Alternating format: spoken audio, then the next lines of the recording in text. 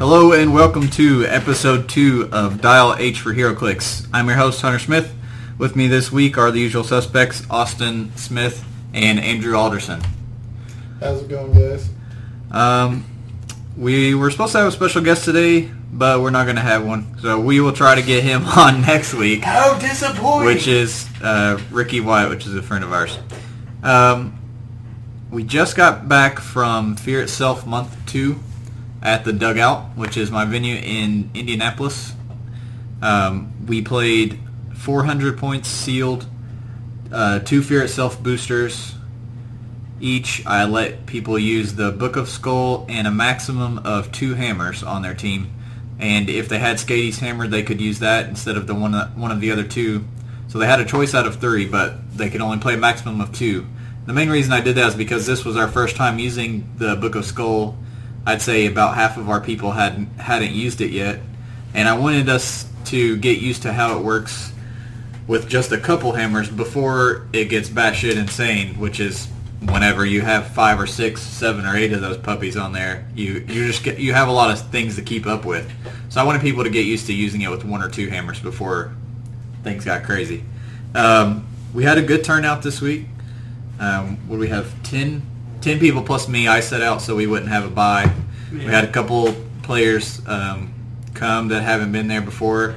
Jameson, Gaucho King on the HC Realms came and did really well. I think he got second or third. And we had a couple guys who hadn't played for a while show up too. So we had a good time. How did you do, Austin? I went 1-2. Mostly because the first 2 matches I went up against, they had teams that made it really hard for me to operate the way I had set up. I had built my team around the Hawkeye because the Hawkeye's a good solid ranged piece. In this set where everyone's trying to charge in, having someone with 8 range and the ability to triple bolt end cap is ridiculous. So I was hoping to sit him back with Heimdall, of course, as we talked about last week. Heimdall to stop anyone that charges in. And that Iron Fist once again as a good tie-up piece. But I ran into some stealth players. I ran up against 2 Draculas in a row as an SR. That was ridiculous.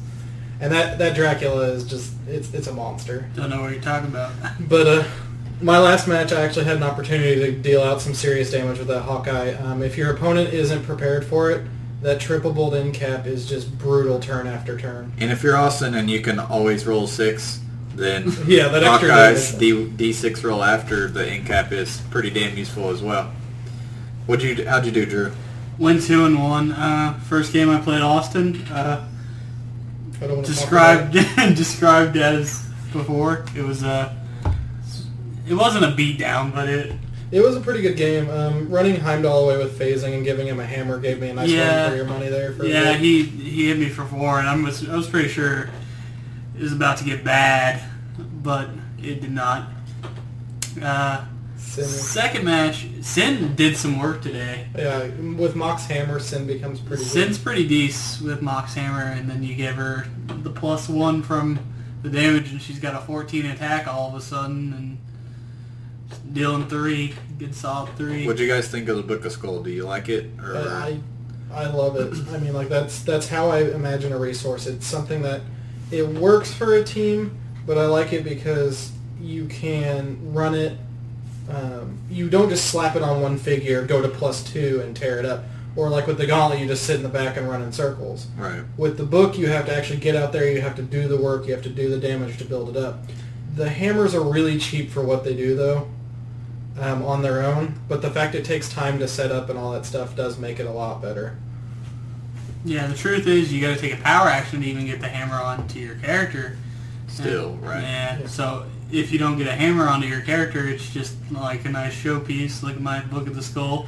Isn't it nice? I did get I got a nice end cap one time with Hawkeye that completely screwed over my opponent's plans to drop hammers that turn. Because for those of you who don't know, if you don't pick up the hammer immediately when you drop it, it becomes a normal relic like it should be. And you have to roll for it. Yeah, so the next turn he would have had to roll a 5 or 6 to pick it up if he had to wait. But because I end capped him, he had to wait a whole nother turn after clearing just to drop the hammer, and it delayed massively. My thoughts on the Book of Skull, it, just like all other resources, it's entirely way too undercosted. But my main complaint with the Infinity Gauntlet is it slows the game way down. Yeah. And it's all it is literally 20 minutes of each of you sitting in your fucking starting area, moving back and forth to spin the gauntlet. And the belt is almost too fast. Yeah. Sorry, I'm going to slow down my cussing. We got a lot of, well, not a lot of complaints, but we had a couple people complaining saying we cuss too much. And actually, we had a couple people saying we need to cuss some more. They liked it. But I don't understand. So I'm going to try to rein in my language a little bit. But anyways, I feel like the belt is almost too fast. Yeah. Well, you double power action and then you clear the next turn. With prep time, it's just too easy to charge flurry somebody for a million damage, and also the Book of Skull affects your whole team pretty much. I mean, once we get to 4, 5, 6 hammers, it's affecting your whole team, and it's not overpowered. Basically, they have some ways to keep it in check because. Yeah, it's like you said, it's giving your characters good powers. It's pretty much all of them give charge. You know, one gives exploit, one gives running shot, one gives this, one gives that. It gives good powers. It's definitely way worth its points. But you have to have at least 4 characters to make the most of it because you can't double hammers till you hit 4 characters. Right, and you also, like, it gives you +2 attack. I mean, like I said, it's worth its points. It's the hammers, I think, that are undercosted. Right, it's the hammers that are what's undercosted. Especially Skady's. Skady's hammer is ridiculous for 3 points. Yeah. It's charge, exploit, toughness, +2 attack.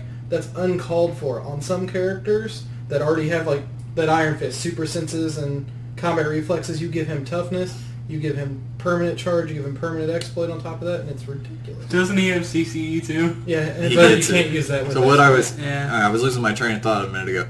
What I was going into is, even though it's really good for its points, it also has a couple things in place to keep it in check. Yeah. As far as one of those things I would say is that each turn you have to declare who's going to get the effects of the book. It's not your whole entire team gets +1 attack that has hammers. It's only one character that has it. And also, the other thing that keeps it in check is you're not spinning it automatically.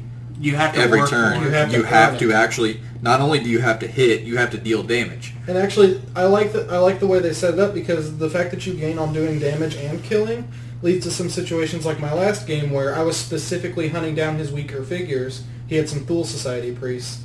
I killed them all first, that way I could throw the dial down real far before I took some big swings at his larger figures. And I like how that plays. It adds another layer of strategy to it all, and how are you gonna, which figure you're gonna give it to, who's gonna be making the attack, all that stuff. There's just a lot of thought to it that I really enjoy compared to, say, +2 flurry and run in circles. Right. Another thing that I've seen some people forget at other venues is if your character has a hammer right now and they kill an opposing character, you get to automatically click it an extra 3 at the end of your turn, plus your D6 roll. So don't forget that. And don't forget that you have, like I said, you have to declare who's going to get the effects of your hammer this turn. You need to do that at the beginning of your turn. The book also rolls immediately after the damage is dealt. We haven't looked it over yet. We were trying to figure out with flurry, because it says when an opponent takes damage. So would that mean if you flurried and hit once, would you turn the book and then hit again, and then get the stat modifiers from the first turn? You have to read the Book of Skulls and see if it says after actions resolve, like after a, you know what I mean, like after damages. We'll have to read the wording on it. It's possible, but I don't know. It's possible. The other thing that, like, it didn't come up, it came up on Wednesday when I saw someone playing with it. They have to be dropped 5 squares away from a starting area. Right. That's another thing that some people were forgetting that first night.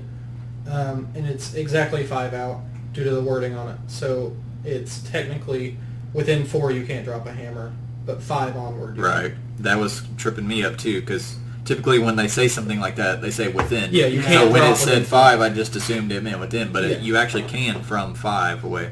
You just have to read the wording on that. So that was our Fear Itself teams. I didn't actually get to play. Like I said, I sat out. I initially had a team, really good, what I feel was a really good team pulled out. On the gay for Iron I had 2 of the common Iron Fists that we all love so much. I pulled 2 of him. I had Tannerus, who I was excited about getting to try. He has Psychic Blast, good range, 4 damage, and I was going to give him Mox Hammer and give him Running Shot. So in that in this set, Running Shot, Psychic Blast would have been awesome. Oh my gosh. And then I had Rise of Kodo, and I was going to give the Scotty Hammer and drop it on one of the Iron Fists, so he would be able to charge An exploit, and he ignores everything. Combat reflex, yeah. super senses combo. So I was like, man, I'm excited to play this team, and then I ended up not even playing at all. That's another point back on the hammers I do like, though. They all kind of come with a movement attack of sorts, which it allows you to take some figures that normally are really bad because they don't have a movement attack, throw them a charge or running shot, and it completely changes how they play. So the question is, do you think with the later hammers they're going to modify different stats other than attack? I'm really hoping they do. I don't know. I'm kind of hoping Absorbing Man's does something like defense. I was going to say, I think Absorbing Man's should give defensive powers, like maybe Invul even. Well, like as we discussed earlier for the viewers, all the... Or Shape Change or something. Yeah, all the worthy characters have a Hammer of Blank power that's their trait, and when they die they drop their hammer, of course, on the square if you have it. That kind of gives you a preview of what their hammers are going to do. Like Kurth's is charge, go through blocking and stuff like that. And then Skaze is exploit, and she has on herself, her figure, she has a traded charge exploit, so that makes sense. That's what the hammer gives. And so, like, if you look at like some of the other ones, like Mach is Mach gives running shot plasticity for his. So you can kind of look at them to get a preview of what's coming with the hammers. One of the hammers I'm looking forward to seeing actually is whatever they do with the Tumas, because I love the water-based stuff. It's going to be fun to see what kind of cool stuff you could throw. At that point, I think they'd probably do something with movement. Anger's is scaring me, though, because Anger, as his hammer trait, has regen, steel energy. If they give steel energy, that's ridiculous. It's not if they give steel energy and charge on a hammer and +2 attack, you're not going to be able to kill Drac. I mean, Drac's already... Deathstrike we talked about last week. Anybody. You'll turn anybody into Drac is the thing. Like... So, and also, I still have yet to pull a super rare from Fear itself, and I've now bought, how many boosts? 8 boosters, I think. So, basically, I did the math, and I should have pulled 2 super rares by now, but I've yet to pull one. You basically bought a brick of Fear itself. That's how my luck goes, though. That's nothing new. Wednesday, Austin and I played at Game Preserve, and we talked about this last week. It was 1,000 points. Pretty much anything goes except team bases and vehicles. Colossals were allowed, no vehicles, no team bases. We each played the teams that we said we were going to play last week. I played Onslaught with 4 Fantastic Four pieces, the SI 10 whatever, Human Torch, the M10 thing from the cheaper version that promotes into the other one, the Sue Storm, the Invisible Woman from Chaos War, the LE, and the go-to Mr. Fantastic, the SI 101 that has a perplex for your Fantastic Four pieces. Yeah. So what I was doing was sitting in my starting area with Onslaught and TKing the Fantastic Four around, letting them have some fun, and using TK was getting me power actions to spin my gauntlet. And then when they would get knocked down, I would just rush them in and use them as tie-up because they die, and it heals Onslaught from the Fantastic Four team ability. And so basically I could TK, I could do something with Onslaught every turn because he has Colossal Stamina. Yeah. And it's spinning the gauntlet faster because I don't care about taking Colossal Stamina push because when my Fantastic Four dies, they heal him right back up. Yeah. Yep. It worked out really, really well. I did what I always do. I felt kind of bad. Like halfway through, I'm just kicking ass and doing really well, and then I'm like, this is too good, and like I feel like a butthole, so I start like not using powers I should be using or not doing things to the maximum, and then all of a sudden it's a really close game, and I'm like, oh crap, I'm gonna like lose. I do that so much. I need, it's a problem that I need to stop doing. But I went 2-0 and swept both teams, but I still only got 3rd place because we had like. There was only 2 matches. There was so many people there. We had like 24 people at least. We had to get another table to put out there since we had so many players. It was pretty crazy. We had excellent prizes. We had tons and tons of Teen Titans. Teen Titans bricks, and one was Blackfire Prime, one was Superboy Prime. So the way that we've been doing it at Game Preserve is the same way we've been doing it at the Dugout, where everybody pitches in $5. It all goes to boosters. We split them out and go ahead and open them up. And then first picks, second picks, third picks, blah, blah, blah. Snake drafted out. And there was a Superboy Prime in the prize pool. There was a Trigon. A Blackfire. There was a Blackfire. There was a Outlaws team base and an original the old Teen Titans team base. Man. And some other small things. There were a bunch of super rares too. And I was like, ooh, I went 2-0 and swept both teams. I might have a chance at getting that Superboy Prime. But like I said, I still only got third. 10 to 20 points was all. Yeah, I was only missing like 20 points or like 17 points or something. Someone undercosted their but team by like 50 I still points. didn't get it. But I went home with another Trigon, which is hilarious because when Teen Titans first came out, like I know Teen Titans is a set that most people weren't excited about at all, but I was super excited because I'm a really big Teen Titans fan, a DC fan overall, but especially Teen Titans. And so when the Super Boosters came out, I got a pretty good deal on them, and I bought 9 total and pulled 7 Trigons and 2 new Teen Titans. So, Hunter, I have a question for you. Would you say that I just got rid of them. your Super Boosters had you seeing red? My Super Boosters had me seeing red. He was really mad. So I thought it was hilarious that the best option for me to choose on these prizes that week was a Trigon. I was like, I just can't get away from this guy. Mine was a Gordania. Hunter Smith there's something with every new thing that comes out. Wolverine the X-Men will come out and he'll want something, but he won't get it. You'll get new mutants every time. I'm going to want really bad, purposefully put in my head that I want like the thing that I want the least. And I then want Gen 13. that way maybe I'll Yeah, get a bunch. so then yeah. I gotta reverse psychology, my own psychology. He literally pulled like 7 Trigons. It's funny because I love Trigon, like as a character in the comics and everything, and I like that figure too. I still haven't got to use it yet, but I don't need 9 of them. So he's pretty good. Austin, how did you do? My first match was really fun, actually. Nemesis is a fun figure if you play to his strengths. The problem is for 400 points, he has a pretty short dial because of his healing trait whenever he deals damage. And I got some good chances to Bioblast in lines and heal him up 3, which was really nice. But what really hurt me my second game was I went up against a Spectre who multi-attacked and blasted me for like 14 damage right off the bat. That Spectre. Yeah, that Spectre's a monster, but that was the one thing that really messed with Nemesis, because if I don't have the opportunity to heal or build up my gauntlet, he's not as good. But I did hit, when I hit Ultimate Godhood, the one trick I got, and I think you said we're going to discuss this later, I got to pick a power and I picked Invincible in my first game, and it saved my ass, like flat out. Like pink powers, people forget you can pick those with standard, it helps a lot.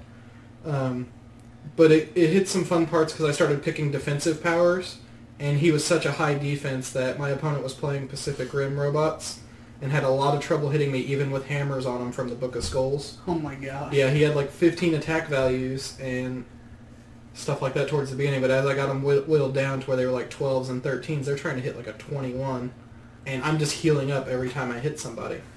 And like if I KO'd somebody, I'd heal freaking 3. It got absurd. He was a great piece with the gauntlet. Some of the other pieces though got some nice shots. That little 20, or that, he's not 20 points, that cheap Gambit with Perplex and Stealth. He's like 50. Yeah, I got some good play out of him. I even got to attack with him once or twice with his energy explosion, which was useful. That con exclusive war for 99 points was My favorite really Hulk. good. Still my favorite Hulk. Oh no, the Hulk was good too, but Oh, you're talking about the Rider you got War. to play the Rider War. I thought you were talking about the Hulk. yeah, I got Hulk to War. play Hulk too, but Hulk got blasted. Yeah, every you time. borrowed that from somebody, didn't you? Yeah, I borrowed it from Scott. Anytime someone takes damage, he gets +1 attack till your next turn. So I would Bio Beam with Nemesis, hit 3 people, and then Wars got pinned Psy with 2 bolts at 8 range, and then I would freaking blast 2 people with him. It was a fun team. I'd like to play it again, not against a Spectre. Yeah. I can imagine. It was a fun event. I love big point Yeah. matches. They're so much fun. I try to host one at the dugout one every 3 months where people can bring colossals or whatever they want, just go balls to the walls. Because overall, I usually make the build limits where people can't play power stuff a whole lot. Like, we don't have house rules that say, like, no resources or anything like that. Yeah. But usually I go from build to build, and I try to make about roughly half of our events are no resources, like figures only and ATAs and stuff like that. And then the other 50% I let people use their resources or whatever. And then once every 3 months I have a big points game where people can play Colossals or Vehicles or whatever the heck they want to play. So that way you're not getting tired of playing the Beetle every freaking week, but you're also getting a chance to bust it out whenever. Basically, you bring your power teams whenever everybody else brings their power teams. And I was going to say... You don't bring your Young Justice theme team to play against the JLI with the Beetle. Yeah, I was going to say, I really like that too, because once in a while you really do want to break out the resources and the Colossals. Like, you own them, you put good money into them. Yeah. It's nice to be able to power game once in a while. Yep. But I don't want to go week after week and get thrown against 300-point meta teams. It's nice to have fun little builds. All right, that was what we played this week. Let's move into upcoming games coming up for us this week. Now, at Game Preserve Wednesday, Austin and I are not going this week because they are giving out a 4-day pass to Gen Con, which is awesome. Yeah, if you're listening, go there. If you guys are anywhere near the Indianapolis area, they're playing 300-point 300-point, the same rules as the World Qualifiers at Gen Con. So basically meta teams. So bring your best 300-point team and come on down to Game Preserve in Greenwood, Indiana. Justice League. Bring out the Ghost Riders and the Justice League team bases. The Scarlet Witches. So many Scarlet Witches. But they're giving out a 4-day Gen Con pass. Austin and I aren't playing because we already have ours, and personally I don't want to even cause anybody a loss whenever they're playing. You know what I mean? I just don't like messing with anybody. And it's nice to have a day off during the week anyways. It's not like we don't have plenty of crap to do. What team would you play, you think, if you were playing that 300-point meta team? If I really wanted to get that badge, I would probably be looking at a Heroes for Hire with Ghost Rider, but I think I'd probably shift from the standard deviation of the dual Scarlet Witch and try to do something with Brother Voodoo instead, because I know we've talked about that before, where that Brother Voodoo is just a really powerful piece. The problem is he's so expensive for 300. Yeah, I know. For a 400 or something, I'd really love to build around him. Oh, yeah. And that's what someone gave that build on the thread or whatever. For 600 points, I built a nice little hero. We'll get into that. Okay. I would play what I call Poor Man's Mystical. This is my meta team, and I honestly think this will be a Justice League team base. Maybe not 9 times out of 10, but I feel like I would win the majority of the matches. Now, against regular other maybe Heroes for Hires teams, I might lose, but I feel like it's a decent counter for the Justice League team base. Now, the team that won at, what was that tournament right before? Origins? Origins was a Ghost Rider-based team with Scarlet Witch. It was a mystical team. 2 Scarlet Witches. But see, my team, I feel like, is slightly better than that as far as playing against the Justice League team base. For one, you don't have to shell out another $40 for an extra Scarlet Witch. For two, hence why it's called Poor Man's, Mystical. For two, one of the big things about the Justice League team base is it's getting +7 to map roll because it's theme team. And my team has 5 to map roll instead of the usual 3 or 4 that you're going to get from these Ghost Rider meta teams. So that gives me a lot better chance of actually winning the map roll and picking a map like Bizarro World or something that royally screws over team bases. In 300, would you have enough with what's Ghost Rider's keyword with Scarlet Witch that they share? Mystical. Would 4 be enough to hit? You're still going against +7. Yeah, no, I mean... You only need 3 in 300. With Mystical? Yeah, because it's generic, but it's 300... From 0 to 300 points, you only need 2 named or 3 generic. Okay, gotcha. But my team is Ghost Rider, of course, with the Heroes for Hire ATA, 3 Jinxes from Teen Titans, number 7, and 1 Astral Doctor Strange on the A dial. And really, he's just in there to help on the map roll. And then I'm going to have the utility belt on Ghost Rider with full belt. And the goal is the same as all the other Ghost Riders, which is prep time, +2, flurry, barrier MN. But the thing that this has over the Scarlet Witch team is the Scarlet Witch, depending on how you position and what the map is, sometimes you can only get 1 barrier between yourself and the Justice League team base or if you're lucky, you can get 2. And then you have the 2 probs and the 2 perplexes. Well, my thinking is you don't really need the 2 perplexes for the Alpha Strike because you're already +2s from the belt on all your stats anyways. What you really could use is yet another prob and yet another barrier. So with Jinx, you can triple barrier in Ghost Rider, and there is literally physically nothing that the Justice League team base can do to get into your Ghost Rider. They can't go through 3. Yeah, but that's all their actions. They only get 3. Yeah, true. At 300, they only get 3, even if they're already up on you. They're shooting 3 times, and then that takes all their time. I don't know much about Jinx's dial, but does she keep barrier prob for the first 2 clicks? She keeps barrier prob for... She keeps barrier for the first 2. She has prob for all 4. Yeah. Oh, wow. Then, yeah, so you could push her to second barrier without much of a loss. So you now have 3 probability controls, whereas the Justice League team base has 1. And you're already at +2s from prep time. And then you have your Heroes for Hire. So you're going to get your Alpha Strike, and they're not going to be able to touch Ghost Rider. Plus you have a better chance of getting the map and playing a map that really screws over team bases or Colossals or large base figures. I'm at least really I really want to try it out. That's what I would play. Actually, can I change my mind and go for my Villains for Hire? Because the more I think about it, the more I realize I would really love to play a Villains for Hire team at 300 if I could find a good one. With John Constantine and all that jazz. Thursday I at least will be playing at Fear Itself. I don't know if you're wanting to go or not. Thursday to Comic Book University in Greenwood. We're playing at Rob's store for Fear Itself Month 2. He's been running 2 Fear Itself events a month. I don't know if he's gonna. I don't think he's decided for sure if he's gonna be able to keep doing that or if he's gonna go down to 1. But for now, for month 2 at least, he's gonna be playing. This will be the second one of this month. It's gonna be sealed, of course. I think it's gonna be 1 Fear Itself and 1 Spidey, but I'm not 100% sure on that. And we've already went over what we like. Sorry about that. We've already went over what we like for Fear Itself sealed. Like we said, Iron Fist is probably the best. Hence why I was going to play 2 of them today, if I did play. What? Can we talk about what we hate the most from the set? That we don't want to play? What you don't want to play? Yeah, go ahead. You know what figure I'm going to say, the one we talked about on the way home. Society Priest? Dual Society Priest. Yeah, that guy's garbage. Don't play him. If you have 20 points left on your team and he's the only person you can play, just throw him in the trash. Don't even play it. He's not worth it. He gave, the few times I've seen him play that he got any work done, he takes too much setup time to push down onto the prob. You have to push him twice before he gets onto his prob. And then, the only time I could see him being viable, and this is what we talked about earlier with the constructed team, is you built a Mastermind Mystics team and you used his thing to copy Mystics. Then you have a bunch of 20-point Mystics run around 3 clicks. But not in Sealed. But in Sealed, he's just garbage. Because you're never going to be picking up relics in Sealed, which negates the point of his attack power.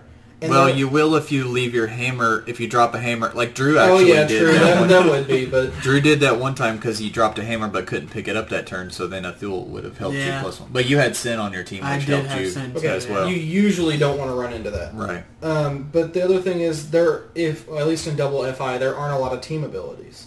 True. For Fear Itself, Spider-Man, I think you could see some good Mystics combos with him, but I'm not big on that piece. Actually, you know what? I feel like an idiot now because I just thought of something. And I think Ricky may have done it in month 1. You play him with Colossus and you copy X-Men and then heal Colossus up.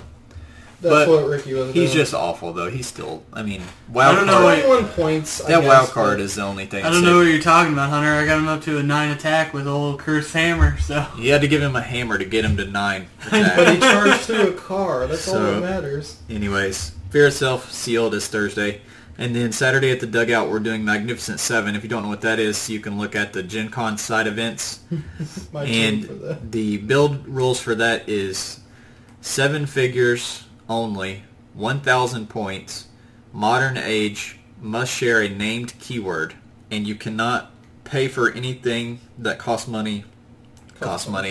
points on your figures. So that means no ATAs and no resources, relics, anything that you have to pay points for. And the team-based rules for it are different too, because the team-based only counts. Team-bases only count as 1 figure. I actually emailed the guy running this event to ask him that specific question. I said, if you play a team base, does each person on... Because I was originally going to play Teen Titans with the with the old Teen Titans team base. He said the team base will only count as one figure towards your Magnificent Seven. And I said, well, since I'm paying 5 points per character to put them on the base, does that go against the, you know what I'm saying, our team base is even allowed? And he said, no, we won't. That's not going to be the case. So hopefully I don't show up there and then him change it, him say it's different. But I'm playing the Justice League team base for the first time ever. I already feel bad even just talking about it. I don't think I even want to go to Gen Con now, folks. But it is Gen Con, and it is for a con exclusive, and I expect that event to have a lot of people in it. I'm disowning it. And I'm not going to tell you the combo that I'm doing with it because I don't want anybody to try to counter it, but it's really stupid. And I'm sure it'll get brought up next week after you guys see how it goes. So I'm playing Justice League. I would have played Justice League regardless whether the team base or not, just because, for one, they have a lot of options of high point figures to have Superman, Wonder Woman. There's some Batmans that are pretty expensive. And, like I said, I'm a DC fanboy. So, Austin, what are you playing? Well, I was going to actually say with the team base, the one thing to keep in mind with the Justice League is the fact that you can pop figures off, and people tend to forget this. Popping figures off with Justice League gets you a lot of good play out of some of those figures. That Green Lantern especially. Yeah. He's not that great on the base. He's a total powerhouse off of it, especially at a high point cost. Yeah, he doesn't give you much when he's on the base. He gives you Barrier and TK. And it's the same thing with like Villains for Hire, which I play a lot. Villains for Hire's got a few figures that when they're on the base are kind of meh, like Cinder. But off the base, she can do penetrating poison to somebody against the mark. So what you do is you set up the base, then you pop her off. Oh my gosh. And so there's a lot of fun stuff that people tend to overlook that lose you the most out of your team bases. But my team is not even right. Like you might feel bad for Justice League team base, but I'm running 3 Iron Man, Iron Patriot duos. There's no Highlander rule in effect. They're not Silver Ring. So I'm running 3 Iron Man, Iron Patriots, and 4 Tony Starks from that set, which are 50-point enhanced outwitters that have Avengers Initiative, so they can outwit people's stealth. So I'm going to set them up, build a really nice range team, and just throw it all down range. Those Iron Patriot, Iron Man figures have traded Energy Shield. They have traded. And they already shield, have high defense anyway. Traded Defend, traded Energy Shield, traded Sharpshooter, and they can target people who are non-adjacent. A lot of Imperv. I'm not running them all full points. I'm running them at like 300 because 400 is really inefficient for them. They gain like 2 clicks or something of Imperv and like 1 defense or something like that puts them at 19. But I'd rather take that extra 100 points, knock them down dial a little bit, and then use those points. I think I'm also running an Iron Man War Machine instead of one of them. It's going to be a fun range team. I'm going to hit some issues with Batman team ability. I already see that coming. Because can you outwit stealth that's granted by Batman team ability? No. That's what I with their thought. team ability. Yeah, so I'm going to hit some issues with that. Which you can I was going to say you could if you had the belt, but you can't use the belt. At least the Starks can shoot them because they ignore stealth. But. Yeah. See, that's another note, is the defend. You get to give the cheap little Starks a really high defense. You actually played this team against me when I was playing in our last big points battle at the dugout. I had Thanos, Uatu, Taraxia, and Mephisto because I was playing the same characters who are in the Infinity Gauntlet story just for fun, for comic accuracy. And I thought I was cute and used Uatu to block fire between Thanos and the Iron Man because they were just tearing me up. And you thought you tied him up. And I had him tied up with Taraxia, and then he's like, oh, I can ignore him and sharpshoot through Uatu and still hit Thanos. And I'm like, this figure doesn't even play by the rules of the game. But the one thing was ridiculous. I was also running those Killians, which I'm not going to have this time around, which really sucks because the Killians make adjacent characters ignore range or ignore stealth. And they give Hydra too. And they give Hydra and they give Sharpshooter. So against Colossals, they're monsters. Yeah. I run that Killian or the other one that cancels out ATAs on my Villains for Hire team typically because there's a lot of good stuff you can do with them. Drew, any ideas what you're playing? Not a clue. You don't have anything scheduled yet? Nope, I got ideas though. All I ain't right. telling you. Well, we'll hear about it next week when we go over what You'll we hear play. about it. All right, let's get into some news. Now, this week we don't have as much news as we had last week. There was a ton last week. It was a big week. They spoiled Cyber from the upcoming X-Men set. Initially, when they showed him, they had the wrong information on there. They had Lady Deathstrike's stuff The on main there. set Deathstrike one. The main set Deathstrike. Cyber, I have read Wolverine Origin, so I'm familiar with the character, but he's not one that I particularly care about that good or much. not? Have you guys ever read anything with him in it? No. He's not a super popular character. He is a character that's never been clicked, so I definitely approve of that. He has keywords Detective and Weapon X. He has Charge and Blades. The thing that kind of sets him apart is his defense power called Adamantium Skin. He can use Invul. If he would take more than 2 damage from a single attack, he takes 2 damage instead. Now, that's a little confusing for some people, so I've been doing some reading up on this. What that means is, when it says if he would take more than 2 damage, taking damage is different. It's different than dealing damage. Okay? So what this means is, if he would, let's say your Superman, Austin's Superman hits my Cyber, and he's hitting me for 5 damage. Cyber would instead take, first of all, Superman is dealing 5. Cyber's only going to have to take 3 because the Invul's going to kick in. Yeah. And then since the 3 is more than 2, then I take 2 instead. So basically, unless you're getting hit for 5 or more, this power doesn't even help you. I do want to bring up a good point about this, though. If you read the wording on the power, if he gets exploited, which goes through the Invul, he still would. He still takes 2 damage instead. So it's kind of like Invincible Light, I guess. Yes, that's what I was thinking of it as. They should have just gave him Invincible, honestly, to make him a little better. I like this. This is kind of cool. He's 124 points. Yeah, it's okay. He's not worth it. No willpower. I don't like him at all. Yeah, I'll never play him. Just go ahead and tell you He that. doesn't have Indom. His Blades, Claws, Fangs is kind of neat, but Tell us his special blades. when you Blades, if you get a 5 or 6, he instead deals 4, but the person who gets Blades has -2 attack until your next turn. Which, that's useful too. But he it's doesn't not start with 124 And he points. does. Yeah, he useful. starts with normal blades. Exactly. Drew just hit it on the head. He's not 124 points useful. I don't even like him in Sealed, to be totally honest. I wouldn't You play him would in never Sealed. play this guy on a 300-point team, ever. I just don't think I'd You'd play him. play him like in a Weapon X That's what I theme was saying. team. That's about the only time I can see is a Weapon X theme team, and even then, there'd be better choices. Like, I like him. I think they really overcost him. He's only a common, but I don't know if they went too hard on the comic accuracy because I don't know the character well. But they could have thrown him Indom. They could have thrown him something a little like He maybe could really use if he had improved I mean, movement or if he something. is really made out of adamantium, then give him Indom. He's basically a robot. Yeah. He's not going to get tired. But anyways, so on his defense power, if he's dealt 5 or more damage, then this helps him. Or if he's hit by exploit or penetrating. If he is dealt 3, then he takes 1. Therefore, your power doesn't kick in at all. You still take the 1. It's just basically invincible. Same with 2, yeah. So, and the same with 4. You're still going to take the same amount of damage. So, They should there's have just another given one. him invincible. Yeah. Oh well. I mean, I'm glad because the main thing I love about him is that he's a character who hasn't been clicked yet. So, Yeah, so I'm there's- always for that. There's somebody out there who's a huge fan of Cyber. He was okay in the story I read with him, the Origins one shot, and then the Wolverine Origins, but Yeah, man. I'm sure there's somebody who really, really likes him. They also announced, I doubt really anybody gives a crap about this, but they announced there's going to be a new booster for Tab App. Tab App Elite. Tab Which is App their full Elite. game. Elite.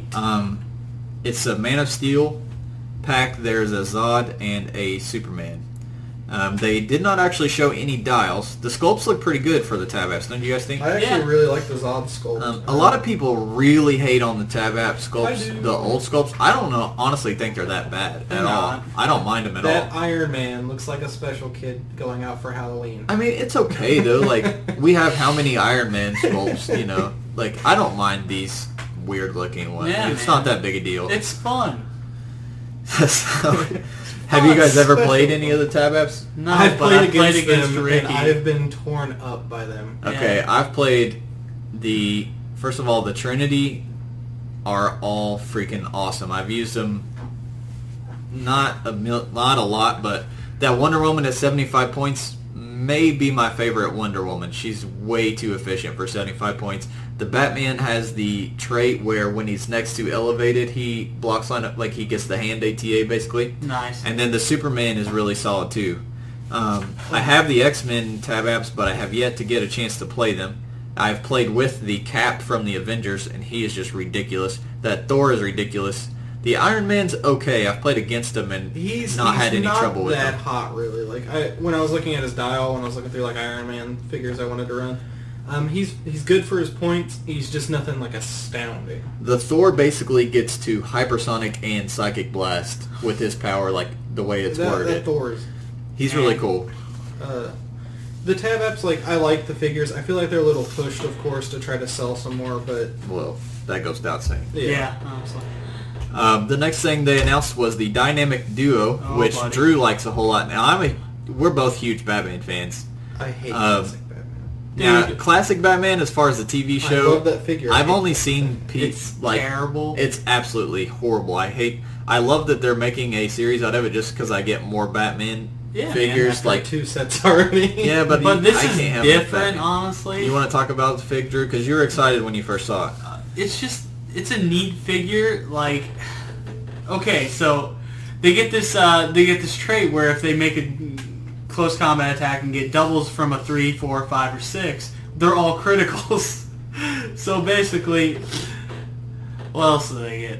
Oh, they're The Bat vehicle thing. When they start in your Yeah. starting area, they can choose Transporter, Boot, Wing, or Dolphin. Which, why would you choose Boot over Wing ever anyways? they also they also get do they get movement and attack? Yeah, they get move and attack version of all of those. Yeah.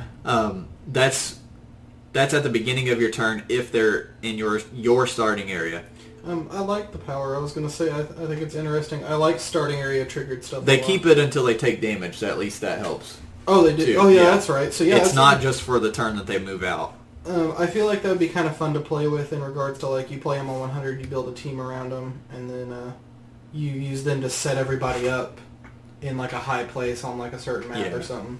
They're 150 points, and they're just like, They have two dials, 150 and 100. yeah. 8 clicks for the 150 and 1, 2, 3, 4, 5 for the 100. You look at their defense, and you're like, 15 defense? What the hell? Their And then you read defense their power. defensive power. If they're targeted by an attack, increase the dynamic duo's defense value by the attacker's printed damage value. It can't be Can be countered or countered or ignored. Yeah. But that's under the rule of 3. Is it really? Yeah, it is. I double checked. It does. Whenever a power says is increased, it's the same thing as modifying. So it can only go +3, which still is good. The But- only one that goes over 3 would be damage, and that's if it deals additional damage. Gotcha. And that's what criticals are worded.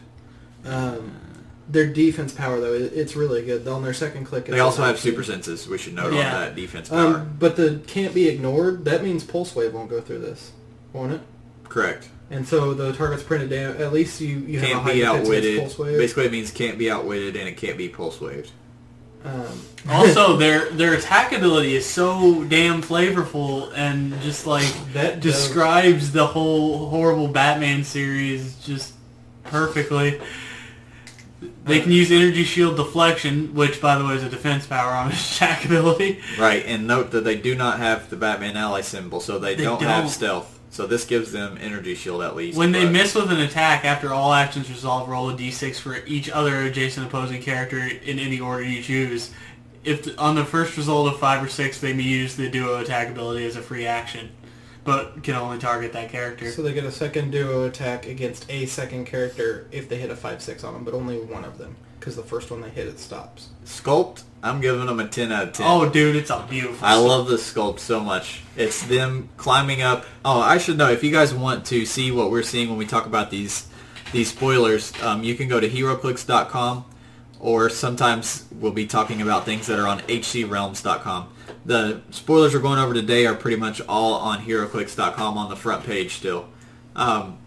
They have good keywords too. Batman family, detective, Gotham City, martial artist, pilot, which is interesting, and police. I guess the pilot, Pilot? from their trait called Bat Cycle, Bat Yeah, Copter, but Bat. Pilot's a defunct one, I thought. It's one of the keywords they stopped putting on figures. No, they just started putting it when they started vehicles. they did? You know the Blue Beetle that gives the bug certain things. He has Pilot. That Lady Blackhawk, she has Pilot, which that makes sense because she is a pilot in the comics.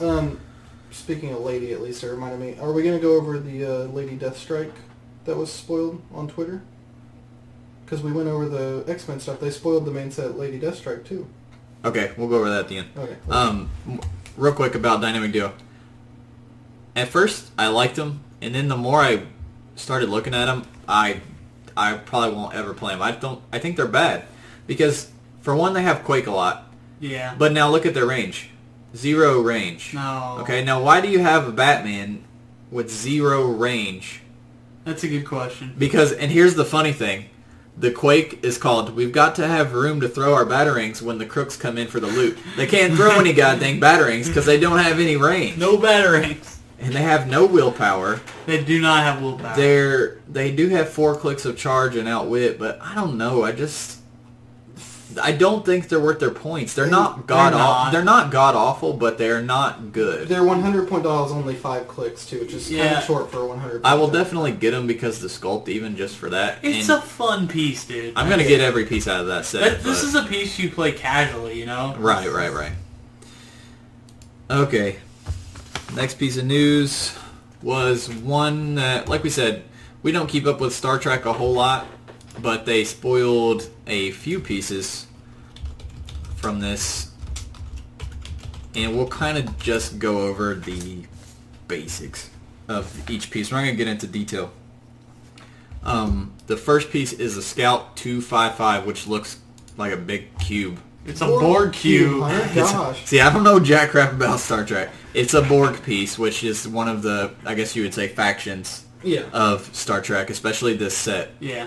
I'm kind of overall underwhelmed by this piece. It's 50 points, flying, 6 with 6 range 2 bolts, in cap on first click, and then after that it only has 5 clicks total. Its damage ability is it can use prop control, but only to re-roll an attack made in an attack against a ship marked with assimilation token. It also gets +1 damage when targeting a ship with an assimilation token. Now the way assimilation tokens work, that's the Borg team ability. When a ship using this team ability hits an opposing ship, place 1 assimilation token on the target. I would like to point out it's hits, so that means in cap and stuff like that does trigger it. Right, you don't have to deal damage, so in cap and anything like that, or even just if you're wanting to get more tokens on them. Now the reason you want to get the tokens on them is because the Borg have things that combos, basically have combos. Well, and that's what I was going to bring up. Paul got me looking at Star Trek last week. He showed me a bunch of his pieces. I was looking through them. The one thing to take into account with these pieces is you have to compare them to other Star Trek pieces because they aren't actually Golden Age legal. I believe they're limited only within Star Trek Tactics sets. So you can't even play Star Trek pieces I don't in believe Golden so. Age. Don't quote me on that one, but I'm pretty sure that's the case. But they have cool abilities. They play well together. The reason I like that Borg figure, though, is the way he's set up. Towards the top of his dial, he starts with end cap. So you can sit and build up a bunch of tokens on someone. Then he picks up the assimilation bonus down dial. So the powers don't even kick in until farther down. So, I mean, it's an interesting piece. Like, it fits the flavor of, like, what the Borg do with their assimilation tokens and stuff like that. And then it plays well with the other Borg figure that we'll get to here in a minute, too. The next figure is Assimilator 84, which is also a Borg figure. This one, I think it's a little bit better than the Scout, personally. It has Indom, 150 points, flight, and 7 range. Of course, everything in this set's pretty much going to have flight. I guess that goes without saying. Yeah. Its special movement power is Mind Control and Phasing Teleport. When it uses Mind Control, after actions resolve, deal each hit target 1 penetrating damage for each assimilation token on it. And see, that's what I'd like to bring up. So that's really combos. good. You play a bunch of those scouts because they're only 50 points. You in cap, and I think they start with like an 11. You sit 10. in cap and a 10 or 11, and you ping your opponent as they're coming in. And then when they get up close, all of a sudden now you have this where They get assimilated. Yeah, they're all covered in assimilation tokens, a giant stack over on their card. You mind control them once, use them to shoot their ally, and then boom, the figure's dead because it just took 6 penetrating damage. Pretty sick nasty, bro. It also has Outwit, but only to counter defensive powers. So, and it has a long dial, 8 clicks for 150 points. Not bad. Solid attack values. It has energy explosion on almost all of its clicks, only with 1 bolt, but still. 11 attack energy explosions, just kind of I icy. mean, it's a fun piece for Not its bad. points and everything. It works out well. It plays to the aesthetic. USS Enterprise D. This is a Federation figure, which is the opposite of the board. Now, do you guys know, is there only going to be 2 factions in this? This is, I believe, it's either the starter kit or This it's gonna a say- pre-built. It's a pre-kit. It's number 101. So Yeah, it's I think it's a obviously starter on kit that comes with a Federation ship, another ship, and there. keyboard. Scout was 103 and Assimilator was 104, so they're probably all out of a starter set. Yeah. The USS Enterprise is interesting. Its trait is planning a command in the collective. When an opposing character within 8 squares of Enterprise D would put an assimilation token on a ship, and after actions resolve, you roll a d6. If you hit a 4 to 6, the opposing ship gets an action token. This ship is a raw blocker for the assimilation tokens, because as they build up and keep stacking tokens, they themselves will have to take action tokens. Which it honestly, it's a wrench in the gears. Like if you're playing a Borg team and you see this sitting across the table, it's the kind of thing where you'd want to get up and walk away. Yeah. Its attack abilities, you only defeat them by letting them go. Once per game, you choose a keyword possessed by an opposing ship. When targeting opposing ships with that keyword, you modify the USS Enterprise D's attack value by 1. If the chosen keyword is Borg, you roll a d6 when an attack hits, and on 5 to 6, it deals penetrating instead. Very nice. So you have a 33% chance to penetrate every single shot against Borg ships if that's your chosen target. Very nice. And the Federation team ability is a cool one. It's one I'd actually like to see over in the normal heroes, and that's one thing I do like about these sets is they have some really interesting team abilities. And it's when a ship using this team ability is attacked by a ship that already has 1 or more action tokens, you give the ship +1 defense. It's very, very good. Yeah, it's... Especially considering this starts with an 18 defense with toughness. So. Yeah. And I mean, and that team ability would be really cool on like Marvel or DC because you have Colossals that are using Colossal Stam you get a defense against, any character with willpower, stuff like that. Drew, you want to talk about the last piece? I guess. If you can figure out how to pronounce that name. Agla Razik, There you go. I guess. Pretty good. That's better than my guess. It's got a trait. I think it's 75 points. It's got Indom, so 7 range. Not terrible. I mean... 75-point Indom's not bad. Yeah. What's the trait? When Agla Razik makes a ranged combat attack targeting a ship marked with an action token, modify its damage value +1. So is this... Basically, is this a faction? This guy's kind of like the Han Solo of the... Like, he's a rogue. I'm not really sure. I have no idea. I mean, they don't have a team ability. So they're not part of a team. The keyword is Kazon, which is a different... It's probably different than a either race. of them. You're right, different than that. But what I don't know enough about the flavor and stuff, but I was going to say the other thing is there's a few ships that started out without team abilities for their faction, and then when they finally added the faction to the game, they got team The abilities. Star Yeah, Trek, but this is new, and it's coming out in the same set Yeah, with these... True. the I Star mean, Trek universe is just so big, and there's so many. Obviously, different- they're trying... But, I mean, obviously it's not either Borg or Yeah. Enterprise, because it would have had the keyword and the team ability. The interesting thing I'd like to bring up about this piece, though, is he has in-cap. So you in-cap an opponent, and then the second turn you shoot them to deal to get +1 damage. It's pretty out of it. cute stuff. Or you can combo them with other in-cap pieces. Or you combo them with those... the mind control, the board pieces. So that's why I'm saying I'm thinking it could work with either faction. I mean, of course, you're not going to get the theme, but Yeah. you with any faction. Just overall, I like this starter set. As I said, I had only just recently started talking about the tactics sets. This starter set has some cool pieces. It's got some flavorful pieces, and it makes me want to try to play this and check out the stuff. I don't know crap about these guys, but overall, I think the USS Enterprise is the best one out of the for the points. No It's doubt. it's a starter set figure, though, so there's Yeah. got to be one that's... All right, and we're going to talk about Lady Deathstrike from the main set, which is spoiled on Twitter. We can't see it too big Oh my gosh. as far as it's the small. picture, but the main set piece is 76 points. It ignores hindering on movement. It has no Indom. I think the Gravity Feed had Indom, I think. Yep.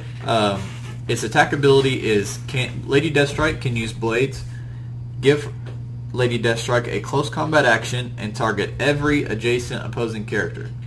If she hits, she must use blades. divides the damage dealt among the hit targets, and then increases the damage dealt to each hit target by 1.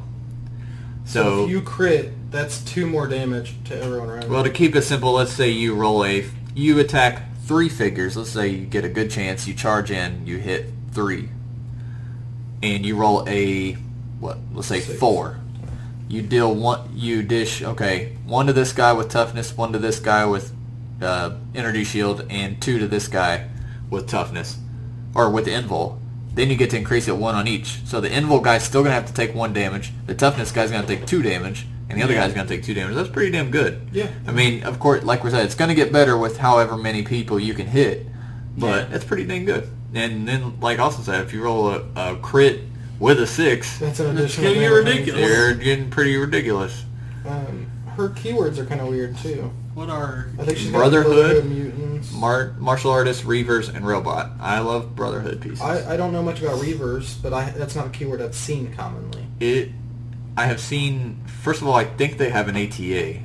Do they? For one, yeah, because I just printed out our ATAs for Gen Con, and I seem to remember seeing a reaver ATA. Let me see if I can find it real quick. Great Lakes Avengers have an ATA. Good point. They have a pretty dang good ATA. I know. Yep, here it is. The reavers. 8 points. When a character using this TA has 2 action tokens, it can be given a non-free action. If you do after actions resolve, deal the character 1 and do not. So basically it gives it Masters. Yeah, that's what I was saying. Masters of Evil. Which, that's not for bad 8 for points. That's pretty good.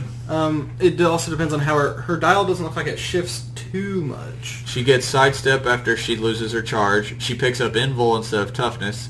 She keeps the blade. She has either her special blades or blades her whole dial. No, so for 76 points, I like her. She's got 7 clicks and she can do 300 point sealed secondary attacker. I'd take her. Oh man, then sealed. She can do some. They're gonna do some damage to her. But I'm glad to see that a character that I like that doesn't have any clicks has turned out this good. Both with versions. 2 really solid figures. Yeah, 2 solid versions. So happy about that.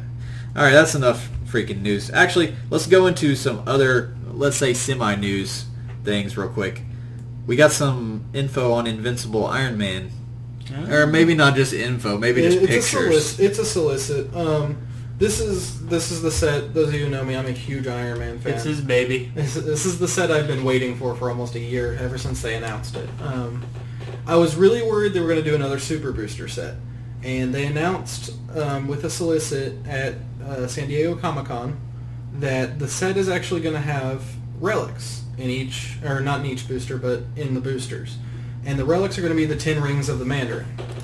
So, those of you who read the Invincible Iron Man storyline, towards the end of it, it starts revolving around the Mandarin and his super villain team he builds together. And they reboot a lot of rogues. I'm really excited for this set. There's a lot of potential for figures that have been unclicked. I know people groaned when they saw, they're like, ugh, another Iron Man. We've got 11 of these already. But Iron Man as a figure, sure, we've got him a ton. We've only got, 2-3 War Machines maybe, not counting the movie one. And that's through all of history. The hot marquee. There's a few, but not a ton. Yeah, and then, most of his rogues, have never been clicked. His major ones, yeah, but we're still waiting on a modern Whiplash. We're waiting on a lot of figures like that. But the solicit shows Detroit Steel. It shows Rescue. Nice. It shows Absorbing Man, which will be nice for the Fear Itself one, so you'll have someone to revert to. There's Grey Gargoyle in there, so I don't have to revert to people are talking about whether there will be a Grey Gargoyle in there for modern revert. Nice. I'm trying to remember what else it showed Dread on there. Knight. Yeah, they already showed the Dread. Ooh. The OP kit will... Now, this isn't totally confirmed yet, but the OP kit will have 3 copies each of 3 different figures, which, thank you. We were just complaining about that last week, that we don't get enough support. 3 special objects, and it says 3 3D object displays. Now, that I'm not totally sure what that means. You know what? Hold on, where is that? 9 limited edition, 3 3G objects displays 3 copies of 1 3. I wonder if that's the ring. We were talking about whether or not maybe there would there'll be some. Actually, yeah. Well, it says only 3 copies, though. You would think if it... I mean, maybe it is. Well, the OP kit only gives you 1 of each figure. So if it's giving you 3 copies of each figure... It's going to have a gravity feed set, 24 count, like the usual. Sub-themes. You want to talk about sub-themes? We've got Alpha Flight, which for the Canadian friends out there, they've been waiting for some good versions of Alpha There's Flight. a picture of Sasquatch too, so you know Sasquatch. Oh, yeah. man. Alpha Flight's one of them. Dreadnoughts. The Very nice. Dreadnoughts are coming back. What was the other sub-theme they talked about? I can't recall offhand. There's a lot. There's a lot of info that's being talked about. A lot's being improved targeting. They're finally implementing improved targeting. Oh yeah, that's what it was. That's a big thing. They've been talking about improved targeting when they started the improved system. I'm expecting there's going to be a lot of stealth busters, like straight out the door, because we're walking out of Batman sets galore. And with Superman going to be rotating out next year, I'm expecting II is going to be like the vanguard that's going to lead in some new anti-stealth stuff. Yep. But I'm really hoping they do a resource dial, and I'm hoping that that's what it is out of the OP kit for the 10 rings. There's some fun stuff you could do with that. So, and also kind of in news, Pacific Rim set came out a couple weeks ago, not very long ago. Yeah, like last week. Austin, you saw the movie. Drew, you haven't seen it yet, right? I have not. Austin saw the movie. What did you think about the movie?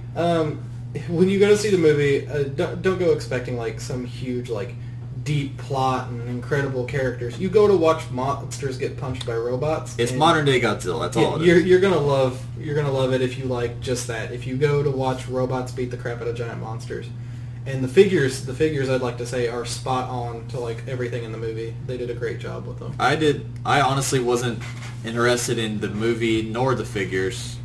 And then after all my friends come back and tell me, because I saw the previews, I was like, this is just Godzilla, like modern day. I was like, I'll definitely watch it when it comes on video, but I don't need to go to theater to see that. And everybody comes back and they're like, oh my gosh. I'm going to go see it a second time. This is crazy. I need to go see this a million times. So I'm like, all right, well, maybe I'll check this out. The Pacific Rim clicks, they are all very expensive, as they should be, because they're all either huge monsters or huge double people they're all robots. They're all colossals. For single-based characters, but colossals. They have new team ability. So there are 5 members of the Pan-Pacific Defense Corps, and then there are the 5 monsters, which are called kaiju. I guess it's kind of like their species. Yeah. Now their team ability, as I understand it, is basically Mystics, Which is broken on these expensive which is figures with really long good. dials. And then the Pan-Pacific Defense Corps Is that's the Shield. same as Shield, TA. Yeah. Okay. Nice. So that helps them too, because there are a lot of range pieces. Yep. I've played against these guys I played against once. 2. I did pretty good against them. The thing about them is they're colossal. It's easy for them to shoot you. It's easy for you to shoot them. Yep. But they can be outwitted, and that's the problem that they run into. Now, they do get colossal stamina, which is good. They're solid pieces. The monsters I'm going to bring up are infinitely better for their points. I think the monster, when I looked at these guys, I was like, gosh, these monsters There's compared to the other guys. Definitely. There's one or two of the monsters that are literally like kind of undercosted compared to other figures from the main set, like the main Heroclix universes. There's one down there that actually, when he dies, he comes back to the board. And That heals is full. Slattern, but he costs 600 points. So there's 2 ways to play Slattern. He's number 7 in the set. If you guys want to look at these figures, go to hcrealms.com, click the Units tab at the top, and then go to the set pretty far to the left. It just says PR right now. They don't have a logo up for it, but it says PR July 2013. Slattern, you can play him like the rest of the figures at 300 points for 9 clicks, and he doesn't come back. Or you can play him at 600 points, and he does. Now this one, I think, is one of the better out of the whole set. 20 defense, 6 damage, shape change. 20 right? imperv and shape change. Yep. Okay?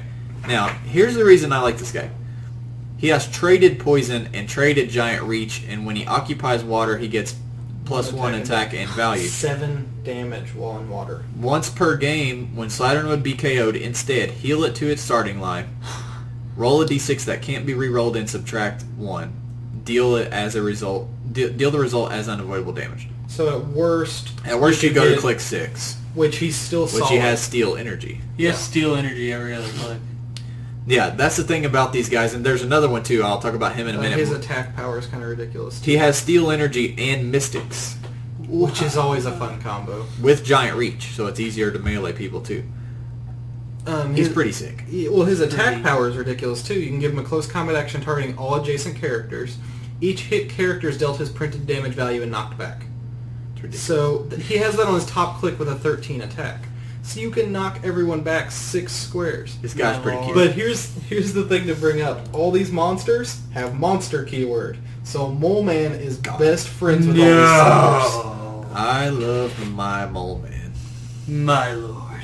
My little Mole Man. The Wednesday, one of the teams that went high was actually Monsters, Mole Man, and Black Lantern Bats. Yeah, I can see that. The monsters are really good. Does Black Lantern Bats have monster keyword? Yeah. Yeah, all the Black he Lanterns have monster keyword. ignores anyone he shares keywords with when he uses Pulse Wave. Good flavor there, man. My favorite out of these was Leatherback, simply because he's 450 points, 20 defense, first of all, with Invul. Okay, here's why I like him the best.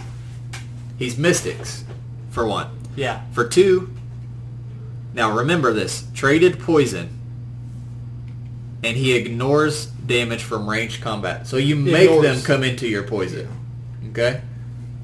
You make them come into your poison. Oh my gosh, this guy's proper And he has a rep 20 with yeah. poison. Now I noticed he has less damage than the rest of the he guys. doesn't have as much penetration. Probably to make him not as dumb as what I'm saying he would be if Yeah. because you have to come to him and deal with this poison. And you cannot outwit the poison. Just give him the gauntlet, he'll be fine. This guy's pretty good. I would like to say the one thing about this set that really blew me away, and anyone who's seen these figures up close, these are absolutely gorgeous sculpts. Like, yeah, they do look good. If you haven't seen these could quite possibly be the best sculpts that NECA has thrown at us so far. They've done a great job with them. They're almost like action figure quality for 1 inch, and it's absolutely crazy. I still like Street Fighter sculpts the best myself. I want to talk about Gypsy Danger and his stupid Everybody likes blades. Gypsy Danger. I don't think he's that good. Dude, I got hit for like 8. Yeah, ridiculous. But look at alright, think of this. Let's think best case scenario. Click 1. He has 5 printed damage already, right? Basically he has blades, but you get to roll 2 d6. Yeah. But instead of rolling you roll 2 and you subtract 4. So let's think the best you can get is 8. He already has a printed 5. Yeah. So what's the chance? You don't have that good of chances of doing It's basically better. rolling blades. When you have a printed damage value of 3. Or 3 or 4. Like if you had a value of 4, and this is basically the same as rolling it with a 3.5 is basically. It's kind of, the figure's flavorful in that regard though, because Gypsy Danger is like that renegade luck kind of guy. So.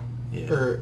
I just don't think his thing is as good as everybody thinks it is. But it's only 225 now, points. This may just be my love for giant Russian things, but I love Chernov Alpha. Like, he gets a flurry, and after actions resolve, or Chernov Alpha, after actions resolve, he uses Quake as a free action. It's pretty cool. He also has a better imperv. Yeah. But on his second click, for instance, he's like, an 11, and then he has the flurry for 5 damage. So it's 5, Quake. And it's a fun piece. I got it used against me when I was playing that Nemesis team, and it tore house against Nemesis. Like it gave me a run for my money.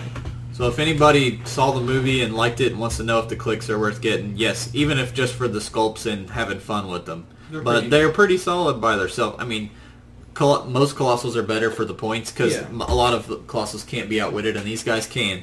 But they're still pretty solid. They're definitely not horrible. I would just like to say, too, that it's easy to forget they're Colossals. Don't forget that when you're playing them or playing against them, because you can see them over terrain, you can see them, they can see you. It's stuff that people tend to forget. All right, so that's enough news. Now we're going to get into our main topic this week, and our main topic is reviewing the con exclusives for 2013. Now, like I said, we originally were going to have another person on here, and we had given each of us assigned one con to build 2 300-point teams with. One of the teams I wanted to be a theme team, and the other team to be a really good, like if you were going to try and make this team work at Worlds, like a meta team, what would you use this figure for? Kind of play off I said it either needs to cover their weaknesses or it needs to combo really well with their strengths. Now, Austin, what piece did you have? You guys gave me Gentleman Ghost, and this was a piece I was already excited about because I'm a huge Society fan. I love the Black Adam from Superman. I love all the Deathstroke pieces. And Deathstroke's known for having Calculator, like every single one of his figures. Almost all the Society has Calculator. Yeah. And it makes sense in the if you read comics, like, they're just a bunch of freaking random random-ass villains who are working together. So, but Gentleman Ghost is awesome because he has Mystics and he's only 98 points. Well, the only other Mystics choice I think is Silver Banshee, and she's pretty expensive just to have someone to copy Mystics off of. Yeah, she's 142, 152, Yeah. something like that. But I love Gentleman Ghost. His trait is if he doesn't have any action tokens, he can spawn a Ghost Bystander. And the Ghost Bystander has like Exploit and Super Senses and some other stuff. His movement abilities, he can use Phasing, Teleport, Stealth. His top click, he's an 8 movement with the Phasing, Teleport, Stealth, 10 attack, no attack power, 18 Super Senses, and 2 damage Outwit. He's not an attacker by any means. Even on his next few clicks where he picks up Precision Strike, he can ping for 1 damage at 5 range or whatever, and he keeps his stealth, and he becomes a perplexer. He's just... what makes him good is he's a solid taxi who sits in stealth and provides mystics to your calculators. And Society needs taxis, too. Yeah, and the Society ATA... Society needs more pieces, period. Yeah. The Society ATA, for those who don't know, is basically if someone uses Outwit against a Society character, you roll a d6, and on a 4 through 6, it's negated, and they have to target someone else with the Outwit. So a full Society team using that ATA is a really deadly thing. Especially, like, since he's sitting in stealth, oh, they're going to try to Outwit Black Adam. Oh, they fail. They can't target Gentleman Ghost with the Outwit. They just negates the Outwit entirely. My 2 teams I built with him, though, the theme team, I wanted to run with that Black Adam. I've talked about that Black Adam before with you guys. I love that figure. He's a really good power piece for his capabilities, especially with the utility belt, which is what I slapped on him. You have to give him utility. Yeah, his lack of Indom is really painful. That's the one thing with that piece I didn't like.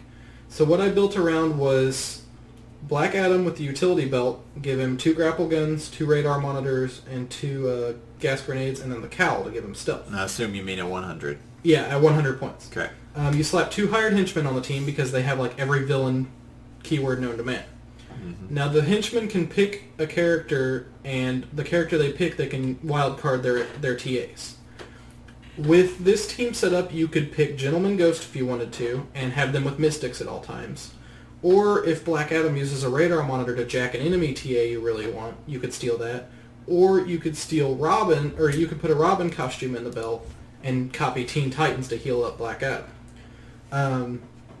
The big trick, though, is basically use Gentleman Ghost to taxi in, I'm going to call them medics, basically, because the last 2 clicks on the henchmen for one of their dials, they have 14 defend and support. Or the first if you flip them. Yeah, but on the flip side, they don't get flurry blades. But you could play either or. What you do is you use the grapple gun with Black Adam, and you go full across the map, smack somebody, pull a henchman as a medic with you, and then you have Gentleman Ghost able to just grab people and get them in and out with his taxi ability while also providing mystics to the henchmen. So they kind of have to focus the Black Adam, and then once he's dead, what are they going to do? They're going to take a bunch of mystics from the henchmen who have flurry blades. It was a fun team to build. It's a fun team I'm actually going to try eventually because it was a blast. Those henchmen, I always play them on their support dial at the beginning, and they are ridiculous. Man, yeah. They're awesome. And then my other team setup was my meta team, kind of, so to speak, and it was a capture team. It uses the Teen Titans Leash and the Teen Titans Omen, I think main set of both, and Gentleman Ghost with belt and only a single handcuff on Ghost. The way the team's set up is you get into place. Omen has a perplex that -2s an opponent's defense, and she doesn't need line of fire for it. And she has a mind control at 7 range that doesn't require line of fire. So what you do is you perplex down an opponent, you mind control them, move them next to Leash, and Leash's ability is he can pick an opponent and he gets extra attack, he gets like +2 attack versus them or something like that.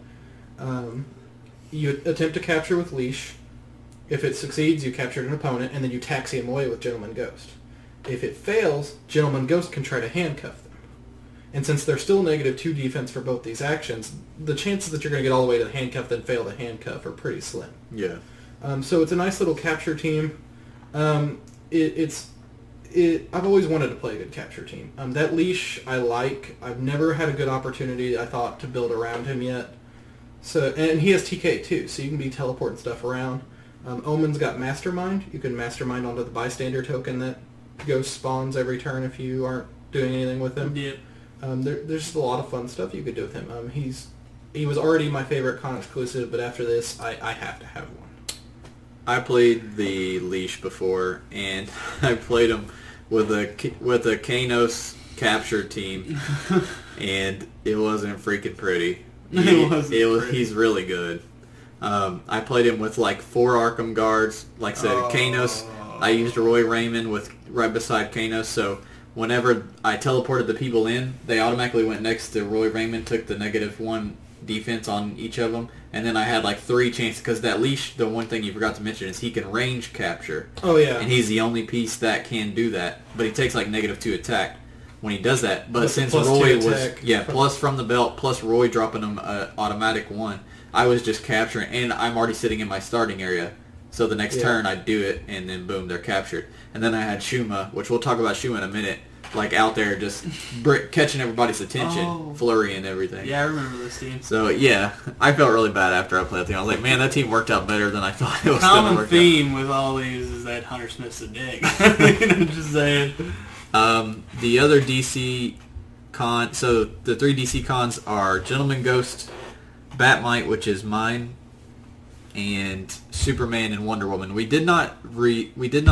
So real quick, let's rate Gentleman Ghost. Now, let's go 4 out of 5, or out of 5 star on his sculpts.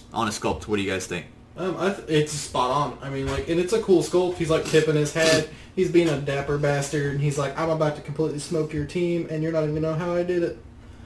I say 5 out of 5. If it turns out the way it looks on the digital, it looks great. It looks great on the digital. It almost looks like his hat is translucent. So I'm hoping we'll the whole figure ends up translucent, or at least the clothes. Now, comic accuracy and effectiveness. What do you think? We should have done accuracy and sculpt together. We'll do it next. What do you think on as a piece? 9 out of 10 I think he accomplishes his job, which is to be an effective stealth taxi with a good outwit. What's his range? 5? Provide you mystics. So he'll have the 6 one. He provides mystics to society teams. He fills a nice gap. All the society characters have outwit, so it's already an outwit heavy team. But at least he drops onto perplex if you want to push him, and precision strike. Yeah, he has precision. Precision strike's amazing. Yeah. I say 8 out of 10 as far as how good he is. Like efficiency, maybe a 8.5. Because he's never going to be an attacker. That's the one thing with Not his style usually, I don't no. like. He's legit though. Well, he drops into ranged combat expert. I forgot about that. Yeah. With energy He shield. can do some damage if you leave him alone. And he has Indom as well. I think like a 8.5. Yeah, he's a solid piece. All right. Superman and Wonder Woman, we didn't do teams for because they're so expensive. Oh my god. You can play them at 350 or 250.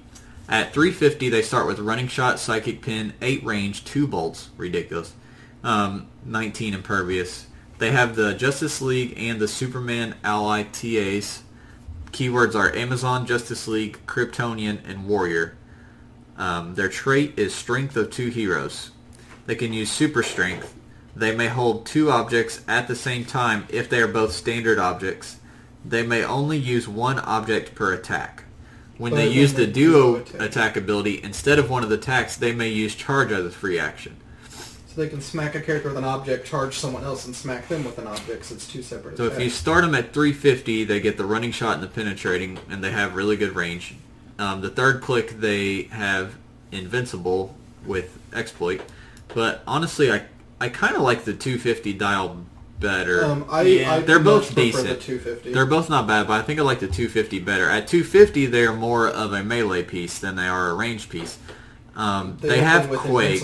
Invincible. They open with Invincible at 250. They open with an 18 defense Invincible, a 5 Exploit, and Quake, and then their movement ability, which is they can use Improved Movement, Ignore Blocking Terrain, and Destroy Blocking as the character moves through it, and they also ignore characters on movement.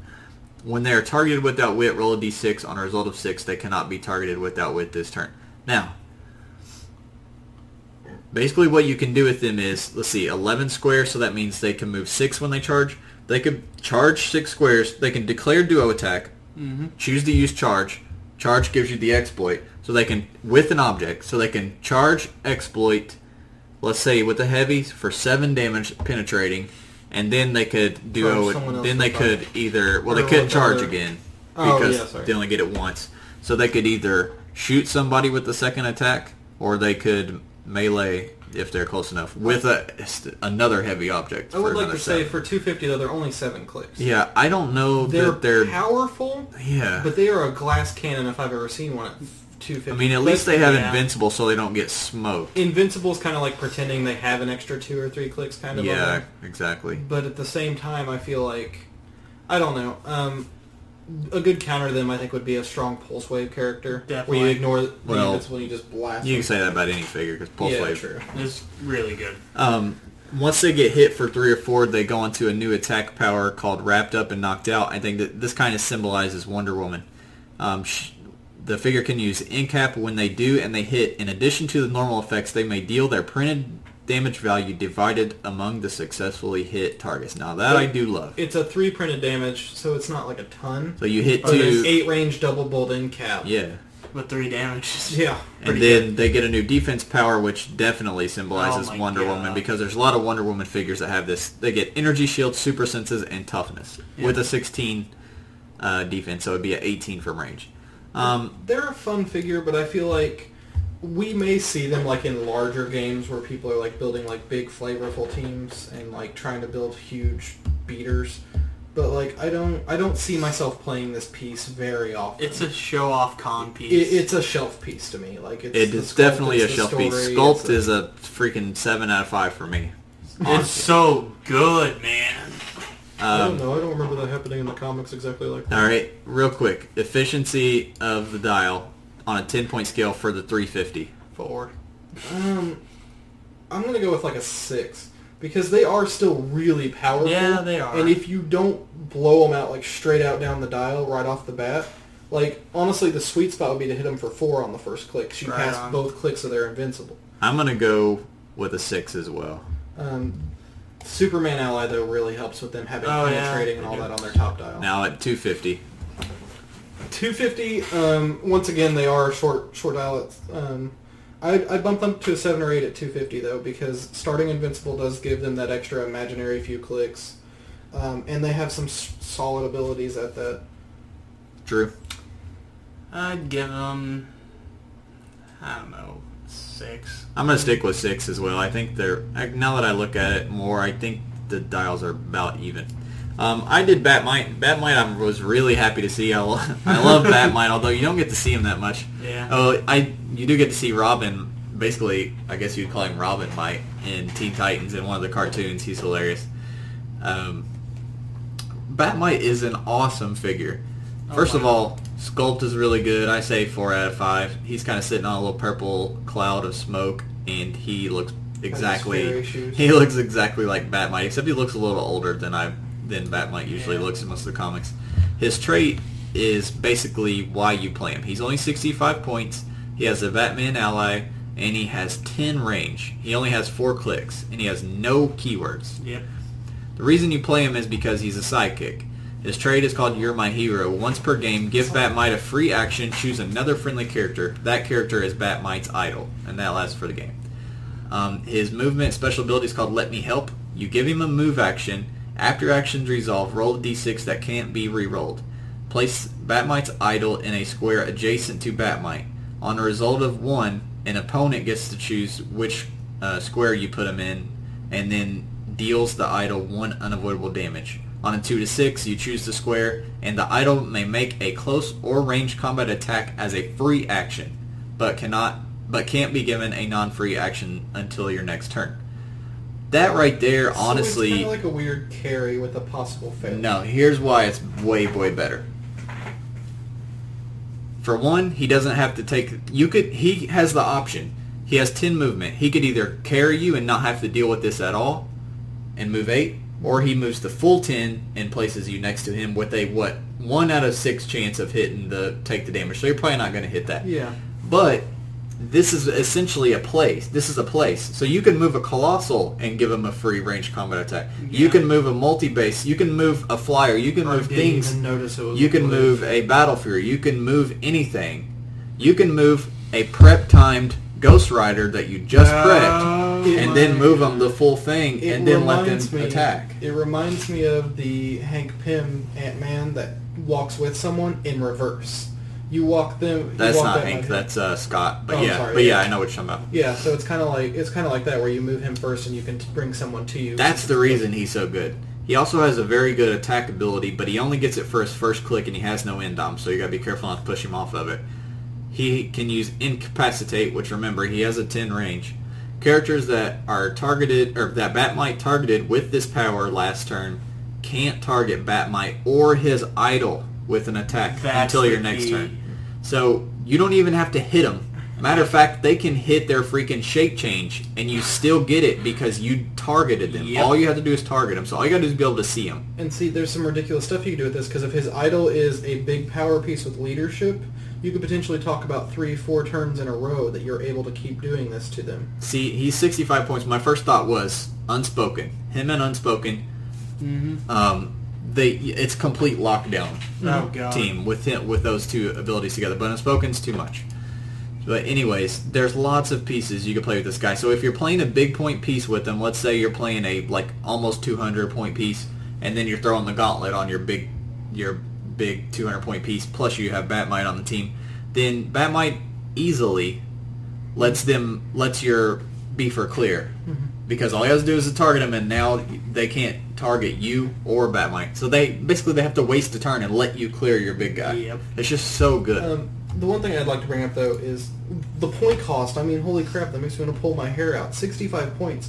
Prob control with yeah. 10 range, which is awesome now. There are It's ridiculous 65 these point days. prob stealthers with 10 range that people would completely go crazy over. The fact he has that and that attack power, even if you only get one use out of it and slow your opponent one turn, you completely screw up their tempo. His defense power is super senses, and when he hits it, you can place him adjacent to his idol or in any square within 6 squares and line of fire. He can't be played on a theme team because he has no keywords, which sucks. I'm kind of So glad they're- they did that, though. Right. Sculpt-wise, like I said, I think he's a 4 out of 5. Efficiency, I'm going to go out there and I'm going to give him a 10 out of 10. I'm gonna Well, second yeah, that man. one. I think we're going to be seeing Batmite a lot in the future. I know you can bet on me playing this figure a lot. I don't care Besides if you, I like it or expect not. to see Batmite a lot in the future. He's one of the best support pieces they've ever produced. I So mean, for my teams that I built for Batmite, like I said, I couldn't actually build a theme team for him technically, but I did just go ahead and build a Batman family team with him on it, and I just threw on my favorite versions of these characters. Nightwing, the main set Nightwing from Batman, oh, him. for 72 points. I can't play that guy enough. He's ridiculous. He's so good. I feel like he's a very accurate representation of Nightwing. My favorite Batman is the DC 10, the rookie version, 63 points, 12 attack, in cap, stealth, outwit, Really good willpower, piece. I mean, just solid piece. and then you have No Man's Land Batgirl, which I kept telling Drew, is like, man, this figure's really good. Oh my God. Everybody's Yeah. sleeping on this thing, and then now it's like in not a lot of meta teams, but it's in some meta teams It now. is, man. It has flurry charge, and it gets free end caps and free force blasts, but they don't actually knock back. So basically, it keeps them next to you. I think her end cap can't do pushing damage, but still, basically this team is sort of a lockdown team. Definitely. You send in Batgirl, and you have Batmite to lock them down. I have the belt on Batman, and he has that end cap with a really high attack already. So basically, I'm locking down, and then Nightwing is going in and smoking people with his charge flurry. Or I could put the belt on Nightwing to make him an even more powerful attacker. So that's my theme team, Batman family, except, like I said, technically it's not a theme team. My really good Batmite team is Batmite, Enchantress at 50, and Magog, one of my favorite figures. I love that guy. man. Magog from Superman 035 at 172. The Kingdom Come one? Yes. Nice. You give, of course, you give Magog the belt. Probably the best figure to give the belt in the entire game, honestly, is Definitely. Magog. You prep time him. You use Batmite to do his thing the next turn, and Magog gets to do his attack. And if he kills somebody, he gets to do his. Yep. He gets to hit again, and then, or you can be safe. Let him clear from his prep time. Then with Batmite, carry him up. You can do whatever. My thought is, Batmite carries him up really far, places him, he gets a free attack, and then clears. So basically you do it on turn 2. So if he you- clears, if and then you turn kill 3 with Magog them- goes in, kills, and then since he from his trait he kills, he gets to go again. So effectively, I'm going to be able to easily kill 2 people, and then Enchantress TKs him back to safety, and she has prob to help him out. I was going to say that's the thing I'm expecting with that Batmite is there's going to be some good yo-yo teams built with him where you're constantly bringing people forward So and back. the thing about Batmite was there's a million combos that I could run with him. So that's just one that I'm looking forward to because Enchantress and Magog are 2 really some of my favorite pieces too. The Marvel con exclusives are down at the bottom. Oh, I know. So those are the DC con exclusives. There's also the Trinity and Shuma, but we're going to do them separate here in just a second. Now, Drew, I gave you a Marvel con to review. Who did I give you? Death Mask. Death Mask is a very interesting figure. Okay, so Hunter gave me Death Mask, and Death Mask has 2 possible point costs. There's the 200, which is, I mean, you're not going to play him at 200 points in a 300-point game. So what we're really going to be talking about is his 100-point click. Death Mask, he's a weird guy. He's one of the most unique pieces I think they've ever printed. Yeah, he's up there. I mean, he's got a trait on Wade Wilson too. During the beginning of your turn, give Death Mask a free action roll of d6 and his current click number. If the result is 8 or more, heal him of 1 damage. If the result is 12 or more, heal him of 1 additional damage. So Bonkers. So basically, you can. The guy only has 5 clicks for 100 points, which is bad, but he's got sustainability. He's got a movement ability, which he doesn't get until his 2nd click, so he doesn't really start out with it.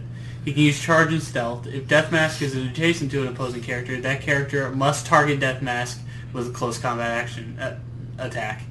If Death Mask is with opposing characters' range and line of fire, then the character must target Death Mask with a ranged combat attack. So basically, he's a glutton for punishment. Yeah, but he gets to heal it back for free, so he doesn't really He's get an the crap. 18 super senses. Yeah, with the super senses. He doesn't have possibly Indom. 19 because he has perplex. He doesn't have Indom, but he has a 6 range, which is pretty decent. I mean, he's gonna get stealth, and the important thing is he heals. But the thing I love the most about this piece is his attack ability. Yeah, for sure. Give Death Mask a ranged combat action and target a single character. The area of effect for this attack includes all characters adjacent to that target. All characters. So it's allies included. Allies included. If he hits the target, it is dealt damage normally, then roll a d6. Other hit characters are dealt the damage equal to half of the result. It's basically halved range, blades, energy explosion, madness. It's basically him chucking a grenade, Yeah. the bomb, But which his sculpt has him holding the It bomb. should be noted he has sharpshooter, so he can does see have through. sharpshooter. Right. So you could see through a front character, blast somebody in the middle, and then hit everyone else around. He also has prob on that click too. Yes. So if you miss the attack, prob it. If you hit, but then you get a crappy roll on your 1d6, prob that roll. And he has running shot too, and that is a range combat action. So you can running shot and then throw a bomb. Yeah, it's a important fun ability. And if you play him on his cheaper dial, he's starting at 5. So, but you cannot remember you can't heal back past that thing. Correct. But let's say you get dinged and you get knocked down to 8. You roll his trait.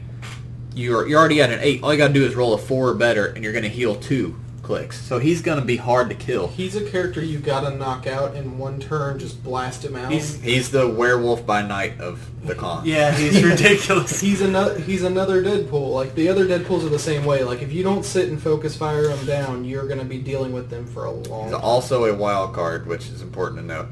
That, of course, with Minions of Doom, because this is a fusion. If anybody's unfamiliar with the character, it's a kind of an abstract storyline with Doom and Deadpool in the same body, kind of. His defense 200 points. Real quick, talk about. Oh, did you go over his defense power? Yeah, go ahead and do his defense power. He can use combat reflexes and invul. Okay, so combat reflexes and invul. We'll go back to his power where they have to target him. It's a stop click too. And it's a stop click. But the important thing is that stop click's only going to matter if you are playing him at 200 points. But once you hit that stop click with him, you can't heal him back up past it. Because he heals so much, that'd be bananas. I kind of like his top dial though. I mean, I like it too. I don't know if it's worth 100 though. Yeah, he's an 11 attack, 18 invul, 4 ranged combat expert, which I love the new RCE and CC. With 6 range too. Yeah. The only thing is, like, I feel like I might slap belt on him or something and give him the +2. Oh, Austin, yeah. we will get to that. Or Gauntlet, steal energy plus the healing from his trait, Yep. Oh God. and killing figures and getting Oh 2. God, what are you doing? This is Deadpool with the gauntlet. Let's think of the logic here. There is none. Okay, so while I was researching my teams, I fell in love with another piece. Who's that? Khazar from Incredible Hulk. I do like Khazar. He is so incredibly undercosted, Hunter Smith. You slap Savage belt on Land that ATA guy, on that sucker too. give him Savage Land ATA, you slap the belt on the guy, he's going to dish out some damage while Deathmask sits back and, takes the damage. I also have a very overcosted Mandarin. I mean, okay, so Deathmask has 3 keywords. He has armor, which is pretty bad. I mean, there aren't a ton of armor. The armor pieces there are, like, as an Iron Man player, Yeah. the thing that sucks is they're all really high cost. They're figures. high-costed. There's a few lower ones, but they're not like ones you want to spend. Hunter, I want you to click on the assassin keyword right there. There is not... there's not a lot of assassins. There's not a lot. There are some good pieces. Yeah. It's a But proper there's keyword. not very many. Actually, as far as ones you can actually play in Yeah. Modern, there's... Oh, another thing to know. I made us make these teams Modern only. Yeah, so... Since they're kind of meta on the really good teams. I wanted to use David Kane since he's such a badass, but I was like, There's only 9 Modern Age assassin figures, Yeah. including Deathmatch. Actually, 1, 2, 3, 4, 5, 6, 7, 8, 9. 9. Yeah, 9, and then Deathmatch has 2 different dials. So I eventually found my way to Ruler, where there is quite a longer list. So what's your team with rulers? Deathmask at 100 points. A very overcosted Mandarin at 120. The main set Iron Man Mandarin that can use, I think it's Perp, Outwit. Is it the one from the movie set? Yeah. Okay, yeah. Perp, Outwit. At 120. Yeah. When he's in a starting area, opposing characters can't draw a line of fire to him. Yep. He can draw lines of fire and count squares for mainly single figure characters. He's not a very good piece, honestly, but I wanted... He does give you support with leadership, this is what I Outwit, wanted. Perplex. When he's in a starting area and a friendly character has been KO'd, that won't matter if you're not using Extremis. Yeah. What's Deathmask's second starting line? 100? 100. So yeah, leadership works on him, and if you're sitting him back as a ranged piece and making your opponents come to you, then he's not too bad. And he gives you Hydra for your bombs. Yep. Which is very important. Khazar and Deathmask are the big team players here. My other team, is an energy explosion team, honestly. I went with Deathmask, Brother Voodoo from Amazing Spider-Man. Everyone knows about Brother Voodoo. Never a bad choice. Everyone talks about Dr. Voodoo, but I actually really do like that Brother Voodoo. I think a lot of people overlook him. You mean Dr. You're Voodoo? flipping him. Oh, sorry, flip him. I like the Dr. Voodoo. I've played Doctor twice and I've wrecked both times. He's really good. Yeah, Well, of course you wreck when you play Brother, but Doctor's really good too. Yeah, you're right. Blue Beetle from DC 10th, the mailbox Blue Beetle. Ted Cord. Ted Cord. Love him. That's another figure that's really good. Did anybody... There's not a figure who benefited more from the PAC changes Than him. than that figure. He's so good now. Before everybody's like, I don't want Just this guy. ridiculous. He's terrible. He's Now 55 points. Now you're like triple target energy explosion with force blast? For 55 points? I guess I'll take one of those. It's okay. Gosh, that And knocks me I so was close. I was looking at this team and like, oh, I don't got a lot of points left, so could use some tie up. So I went with Monkey King. We were talking about Monkey King today. He's an underrated figure, I think. He really is. Good tie up. Gives you flight so he can carry, which Deathmask is a boot symbol, so you could carry Deathmask around. Oh, Yep. that is good. Monkey King, I feel like is a good taxi figure. I don't like him. I don't think I'd run him that often unless I had a good figure I had to carry around. The thing I want to do with this team, though, is I want to run Monkey King in, and then I want to make everything explode. This is what I want to do. I want Ted jumping over mailboxes and shooting people, and Deathmask throwing bombs. I feel like you accomplished that goal with that team. Basically, what I'm thinking is I don't need an outwit with this team because I'm just going to mind control someone and outwit him anyway. So let's just go all out. So what do you think in rating a sculpt? 10 out of a million out of a million. A million. I think it's my favorite sculpt. I like it. Okay, it's my favorite sculpt other than the question. I want that sculpt in a normal Doctor Doom, where he's literally just standing there holding his hand like that. There's some cool Doom sculpts, but that's I don't just know, like a man. very Air big- Tunnel Doom is pretty legit. I give it a 5 out of 5 too. Now, efficiency of the figure. Let's go 200 points first. 200 points. Out of 10. 7. When you take into account his healing factor, it ramps his score up a ton. And I think when you first glance at this dial, you're like, wow, this is a really weird dial. It goes all over the place. Definitely a really weird dial. I think at 200 he's great. He fits the 200. I would give him a 7 or an 8. Like, he's not like perfectly on par for what I want for 200. But if he knocked down the dial, hit that stop click, and absorbed a huge hit for my team, and then just kept healing back to that click, I would have no problem with that. I'm going to go a 7 on the 200 and a very hesitant 8 on the 100. I'm going to keep my 7 on that. It's rough on the... For 100, like, I feel like, once again, if you gave him a resource of some sort, like as Hunter said, Gauntlet on him would be perfect. At 130, he's only 5 clicks, but when he's constantly healing, he reminds me of Nemesis, kind of. Once he gets the damage going and gets the healing going, he's hard to stop. Yeah, he And has just, belt on my second team. Yeah, you just throw him down. Even if he gets thrown out of the dial, you throw him right back up. And it's a fun, at the very least, it's a very fun piece. And that's one. Speaking of fun, Hunter Smith. Yeah, so that fun segues us into the next piece, which we're going to try to go through these facts. This podcast is taking a lot longer than I thought it would.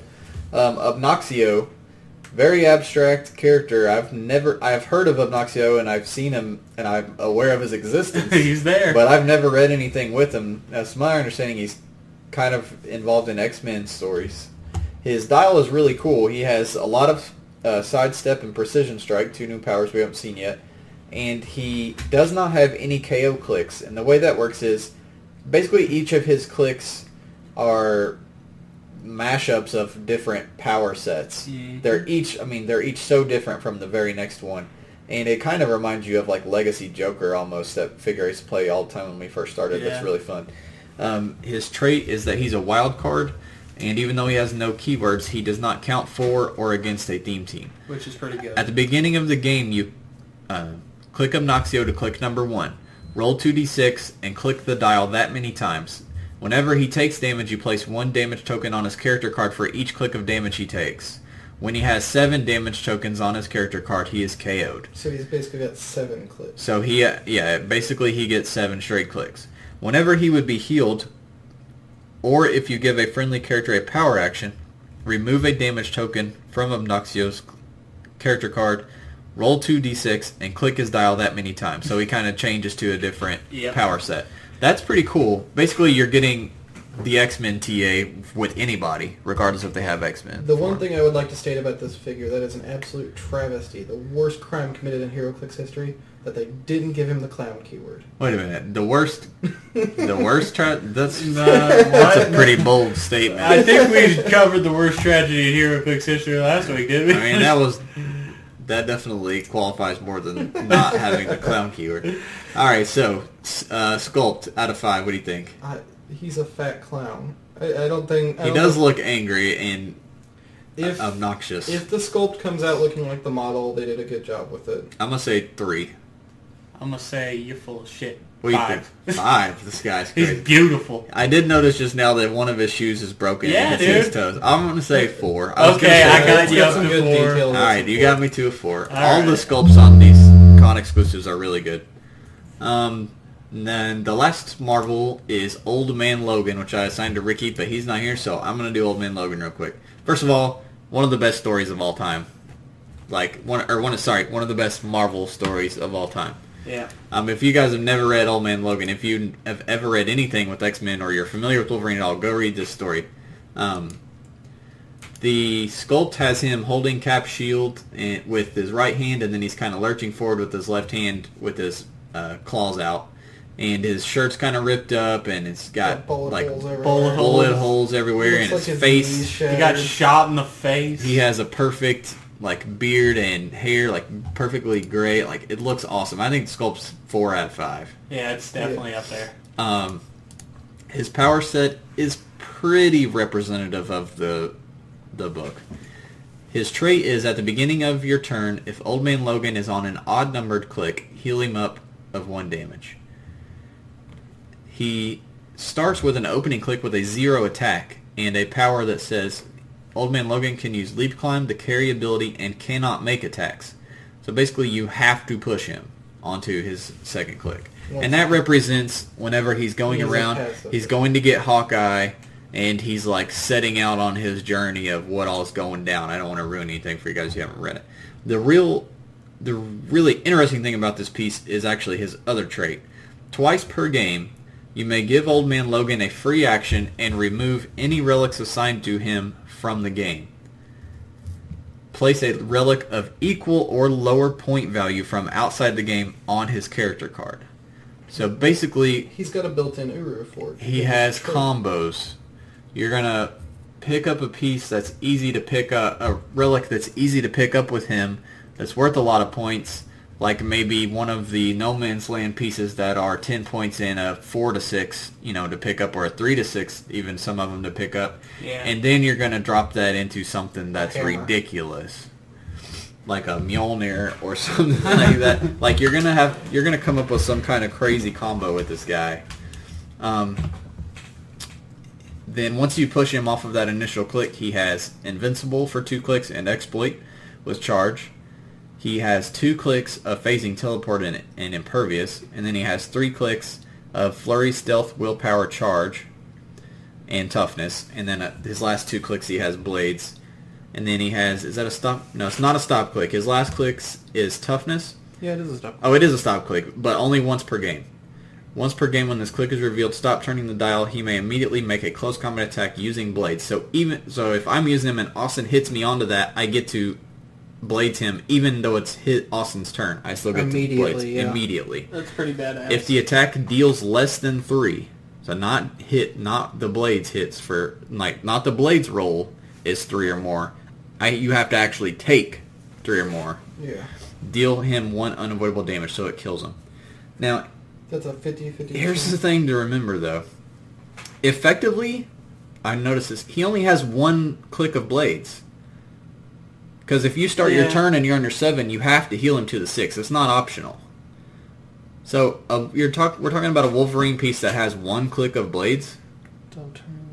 I don't really like that. No, he does cost 178 points, and if you're going to put that many points into a figure, you do want him to have Blades. I think since he's Wolverine, if he doesn't have a lot of Blades, he should have more Exploit than what he has. Because he needs to be representative of Wolverine. While I think this piece is flavorful, I think he's way overcosted for what I think he's extremely overcosted. Like we said, he has cool combos with the whole relic thing. But he's 178, no Indom, a banner click, which I talked about last week, why I don't like banner clicks. And he heals, though, for free. He has no range, so he's a 6 perplex. He's only got 2 penetrating clicks, and then 2 clicks of Blades. He's cool. I feel like there will probably be some cool combo with him in the relic thing, but I don't like him at base face value. What do you guys think effectiveness 10 out of 10? As far on a 10-point scale. I would almost go with like a 5. That's what I was going to say, 5. While I like what they did with him and how flavorful it is, I don't feel like this is a good piece to be playing a lot. He needs something. Like I feel like he's just missing like either Blades or Exploit that would make him playable. Definitely.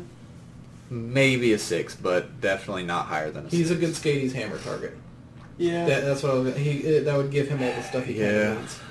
I still think he's only a 6, though. He also is devoid of move and attack a little bit, too. Like, he's got, He's got 2 clicks. The hammers will help him. Yeah. They're all cheap, so he can pick something else up and then instantly go into whatever hammer he needs. 8-point hammer. But I still think he's overcosted. Definitely. So those are your Marvel exclusives. Now, those 6 that we just went over are the ones that you can win playing side tournaments or battle royals at Gen Con. Now, the 2 that you can purchase at Gen Con, the first one that's been spoiled for a while now, and actually Austin's had one for a while, and I've played him a couple times. He's played him a couple times. It is Shuma Gorath. Awesome character. If you play Marvel vs. Capcom, you're very familiar with Shuma Gorath. He's a boss. Shuma has Mystics and Power Cosmic. His sculpt is by far 10 out of 10. You can scroll the eye around. You can move It's that great. eye around. I will note, if you guys ever get a hold of a Shuma, do not hold him by his tentacles. And do not grab turn him. them. Grab him around the actual like center part, the ball part, because those tentacles will break off, and it's not super fragile. But if you're holding him only by the tentacle, it's gonna break off of there. Like I said, he has Mystics and Power Cosmic. So, like I said, Sculpt, 5 out of 5 for sure. Definitely. 10 range, only 1 bolt. This is at his 1,000 point. You can play him at 1,000, 600, and 200. 1,000, he has a 13 attack Pulse Wave with 20 Imperv and 6 Prob, which sounds good, but for 1,000 points, we've seen Colossals better. Yeah, I love his trait. The reason he costs so much, or the reason that this piece is good. Now, actually, he gets both of these traits at no matter what point value you play him at. Yeah. At the beginning of the game, choose the highest point opposing character. As long as that character is not KO'd at the beginning of each of your turns, heal Shuma of 1 damage. And remember, you have Mystics, and you're healing this damage. Yeah, and the thing is, like, people really underestimate how much 1 healing per turn adds up to in the game. Especially when you're trying to take down a Colossal with high defense values. You're talking 12 to 20 clicks of heal by the end of a long game where you're going to be playing a 1,000-point figure or more. Shuma can use Flurry and Plasticity. This is another trait. When this character is given an action that includes a close combat attack, all squares within range of 5 and line of fire are considered adjacent. So he flurries and hits everybody within 5 in line of fire, and he's a Colossal, so that's everybody. The two tournaments that I've used him, I've played him at his 200-point dial because I think that's where he shines, and I felt bad after I played him. I have a question. I never even got close to losing a game. Given the wording on that, would that mean that if you gave him something that gave him Quake, would he effectively Quake within 5? Because it says when he's given a close combat attack, all squares within the range Are considered adjacent. So yes, you would. That's a bit ridiculous. As far as I can tell. So as far as power sets, like most Colossals, he has a lot of Imperv, drops into some Invul, has a couple clicks of regen. He has some Prob and some Perplex. The other thing to note about him is a special attack power that comes up every now and then called Tentacle Attack. He can use Incap as a free action. When he does, he targets up to 5 characters within 5 squares in line of fire that have action tokens. So they have to already have tokens. But that is for free at the beginning of your turn. So this guy's nuts. It's pretty nuts. When I first got him, me and you sat down and played him, and I played him with those mole men. Oh dear Lord, he gave the old anti-monitor a run for his money. Yes, he did. He's a good figure. He's great with Moleman having those keywords. He can't be outwitted. He deals damage back to people that hit him.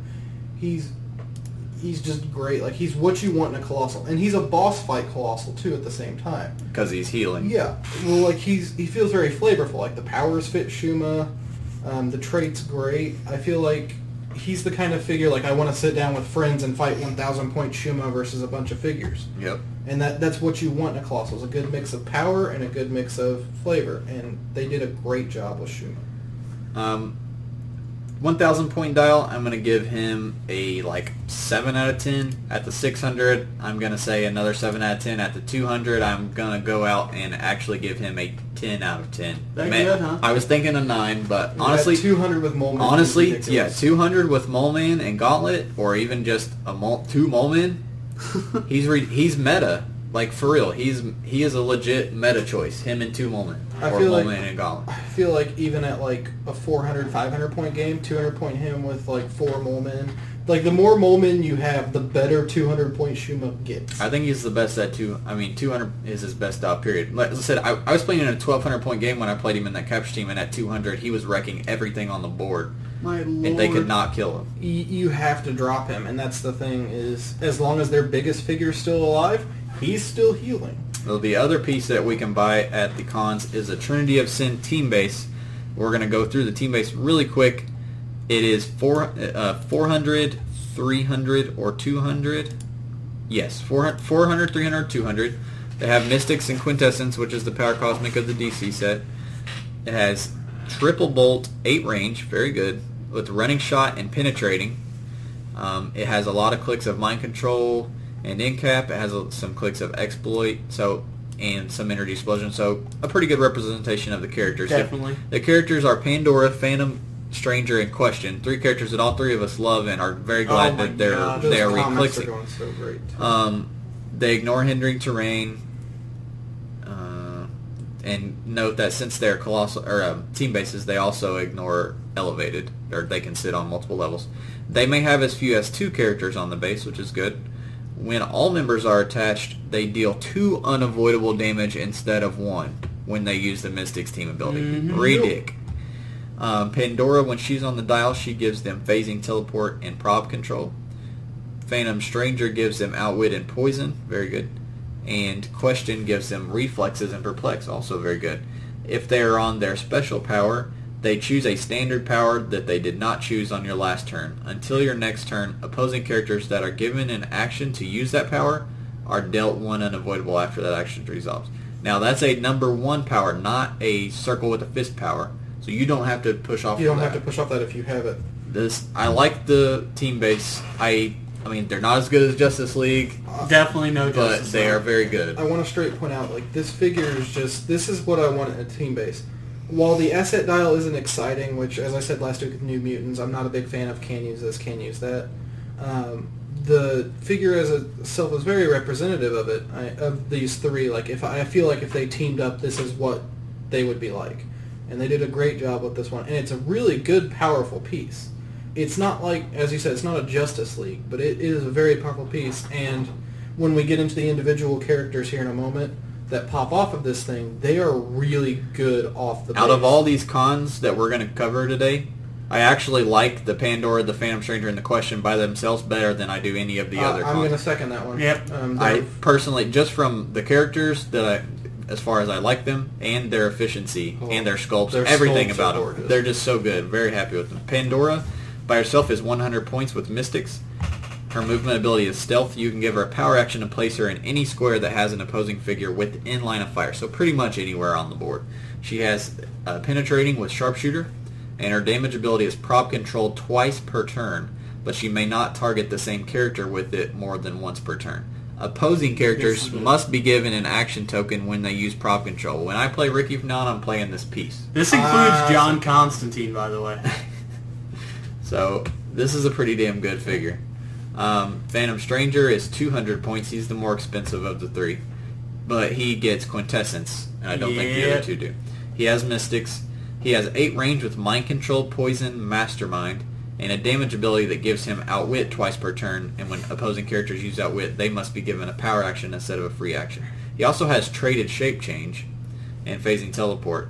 His most interesting ability is the 30 pieces of silver. At the beginning of your turn, give him a free action, modify any of his combat values by +1 until your next turn, but only if you modify another friendly character's same combat value by -1 until your next turn. So if he's going to attack this turn, and your Pandora is going to clear, then you give him a +1 attack and your Pandora a -1 attack, and it's no problem at all. So flavorful too. If he's going to clear, but Pandora's going to move away and kind of like set her positioning back up, then you take her defense down 1 and you buff his defense up 1. Like, there's so many options with him. I like the Mastermind Poison. Yeah, I like his 3 clicks of poison that he has, and with Traded Shape Change, and his Outwit. 8 range outwit. He can outwit range, 2 defenses that are adjacent to him. You can outwit their dampener, make them take your poison, clear, and then outwit their attacking power. And then they can't outwit you. His sculpt looks awesome. Pandora's sculpt looks pretty good, but Stranger's is better. This is the best sculpt of all of them. Yeah, Questions is pretty badass too. I mean, look at that. Oh my god, this is he basically looks like the Spirit, but with a BA sculpt, like smoke. He's got a question mark in the background. This is the best sculpt out of any of the con pieces, I think. He's 100 points with Mystics. He is kind of more of the melee attacker of the team with Charge, Reflexes, Smoke Cloud, and a damage ability which lets him use Perplex twice per turn. Can't target the same character with it more than once per turn, and when opposing characters use Perplex, they must be given a power action instead of free action. Now his trait. The way he makes his money is by his trait Past Lives. At the beginning of your turn, choose a standard power from his character card. So basically any power that he is going to possess at all during the game. He can use that power until your next turn, and when you do, choose a power that he possesses and it is lost. So basically you switch one of your powers out that you don't need for something you do need. And that's what I was going to say is when you first glance at his dial, you're like, wow, 100 points. This looks okay, but it looks like someone puked up a bag of Skittles. And then you see that power, and you're like, I can choose any of these. Exactly. Any of these, and trade one power for Is it. that Flurry on his last click too? Yeah, Flurry, Quake, Stealth, Smoke Cloud. Plasticity, Charge. Toughness, Cap, smoke. Super Senses, Close combat Shape Change, expert. Close Combat Expert. He's got options. This dude, I love all of these so much. I cannot wait to get my hands on these. Hana, how about that damage ability there, Hana? The double perplex. I know, Double or- Perplex, yeah. Are you sensing a theme here? Are you? The doubles, yeah, I get it. That Pandora, though, that Pandora's going on like all those big mystical super prob teams I keep playing because she's such a good piece. Like, and all three of these are ones I have to own. Like, I'm very picky on the figures I want to personally own, ones I know I'm going to play I just a lot. like how she cockblocks John Constantine into just something that... Yeah, if I can't use prob, you can't You need either. to use Pandora against Aaron, I know. honestly, when he uses John Constantine. You know what, though, with Constantine, I don't think it's a big deal because he doesn't care to take a Yeah. power action. Because, That's true. Yeah, because he's not doing crap anyways. He's just sitting back there looking cute. In his Yeah, little he is a trench cute coat. man. He is a cute man. All right, so I know that took a lot of time, but those are our cons. I think, like we said, most of us think that the Trinity of Sin is actually the coolest. Oh, definitely. What about shock propellant spray? We'll talk about that. Our Just the Tip for this week. Austin, you've got our Just the Tip, right? Yeah. Or just the tip we kind of brought up earlier. Don't forget that when it says choose a standard power, that as of July, pink powers are now legal. I have saved my ass twice now with Invincible, choosing it on Gauntlet or through someone else's power. Precision Strikes won me a game now where I picked it to pick through someone's super senses. I think, Hunter, you said you had that same run-in on Wednesday? Twice I have. Actually, I did it the exact week that they became legal. I was playing with Green Lantern, the one from Teen Titans that gets to pick what he wants, and I was aiming at two people. One had Shape Change, one had Super Senses, and I declared Precision Strike, and neither one of them got to use either of those powers, and I got through it. And then this past Wednesday, when I was using Onslaught with the Gauntlet, I had to deal with two guys who had Super Senses, and I used Precision. It took me a turn or two of trying to hit him, and I was like, wait, I can choose Precision Strike. And then I chose it, boom, hit him. And see, and that's what happened with me was they were going to slap Nemesis for a 5 exploit that probably would have killed him. And I had Gauntlet choose a standard, and it's like, oh, I can pick Imperv, or I can pick Super Senses, or I can pick whatever. It's like, but I want to guarantee that I'm going to be able to get myself back up that dial. And I went Invincible, took 3 off the damage I took since it rounds down like that. So I only took 2 penetrating damage in the end, which gave me enough to heal back up and might have won me the game. So guys, remember, so even though we're not going to see very many pink powers until Wolverine and the X-Men comes out in a few weeks, between now and then, if you have some way, like Green Lantern from Teen Titans, or like Godhood on the Gauntlet, you can choose those pink powers. Use that option. We're going to move into our community section of the podcast. First of all, the reception for this podcast has been pretty good. I've actually been surprised at how many responses I've gotten through PMs or just comments on Reddit and HC Realms, people saying they enjoyed it. They did want us to rein in the cussing some. And honestly, I think we've done a pretty good job. If you guys know us personally, especially me, This is a lot. this is the most I've went without cussing for a long time. So, like we said, a couple people said tone down the cursing. One guy said he's like listening with his son who also plays Click. So we're going to tone it down for you guys. Expect all the other ones from now on to be just kind of this level, like where you get one every now and then. And honestly, a lot of that last week had to do with the Gen Con rant and us being upset, particularly myself. He's pretty mad. So we've gotten a lot of downloads. I don't get the exact number of downloads. I know on our site page on Podbean I've gotten a few hundred views already, and for us just having one episode, I think that did pretty well. I mean, it's our first episode. I was going to say the one thing I'm really liking about this so far is when I've been talking about the podcast and I showed it to some people who aren't into Heroclix, they're hearing us discuss strategy and stuff, and it's making them rethink this game that they thought was formerly luck-based.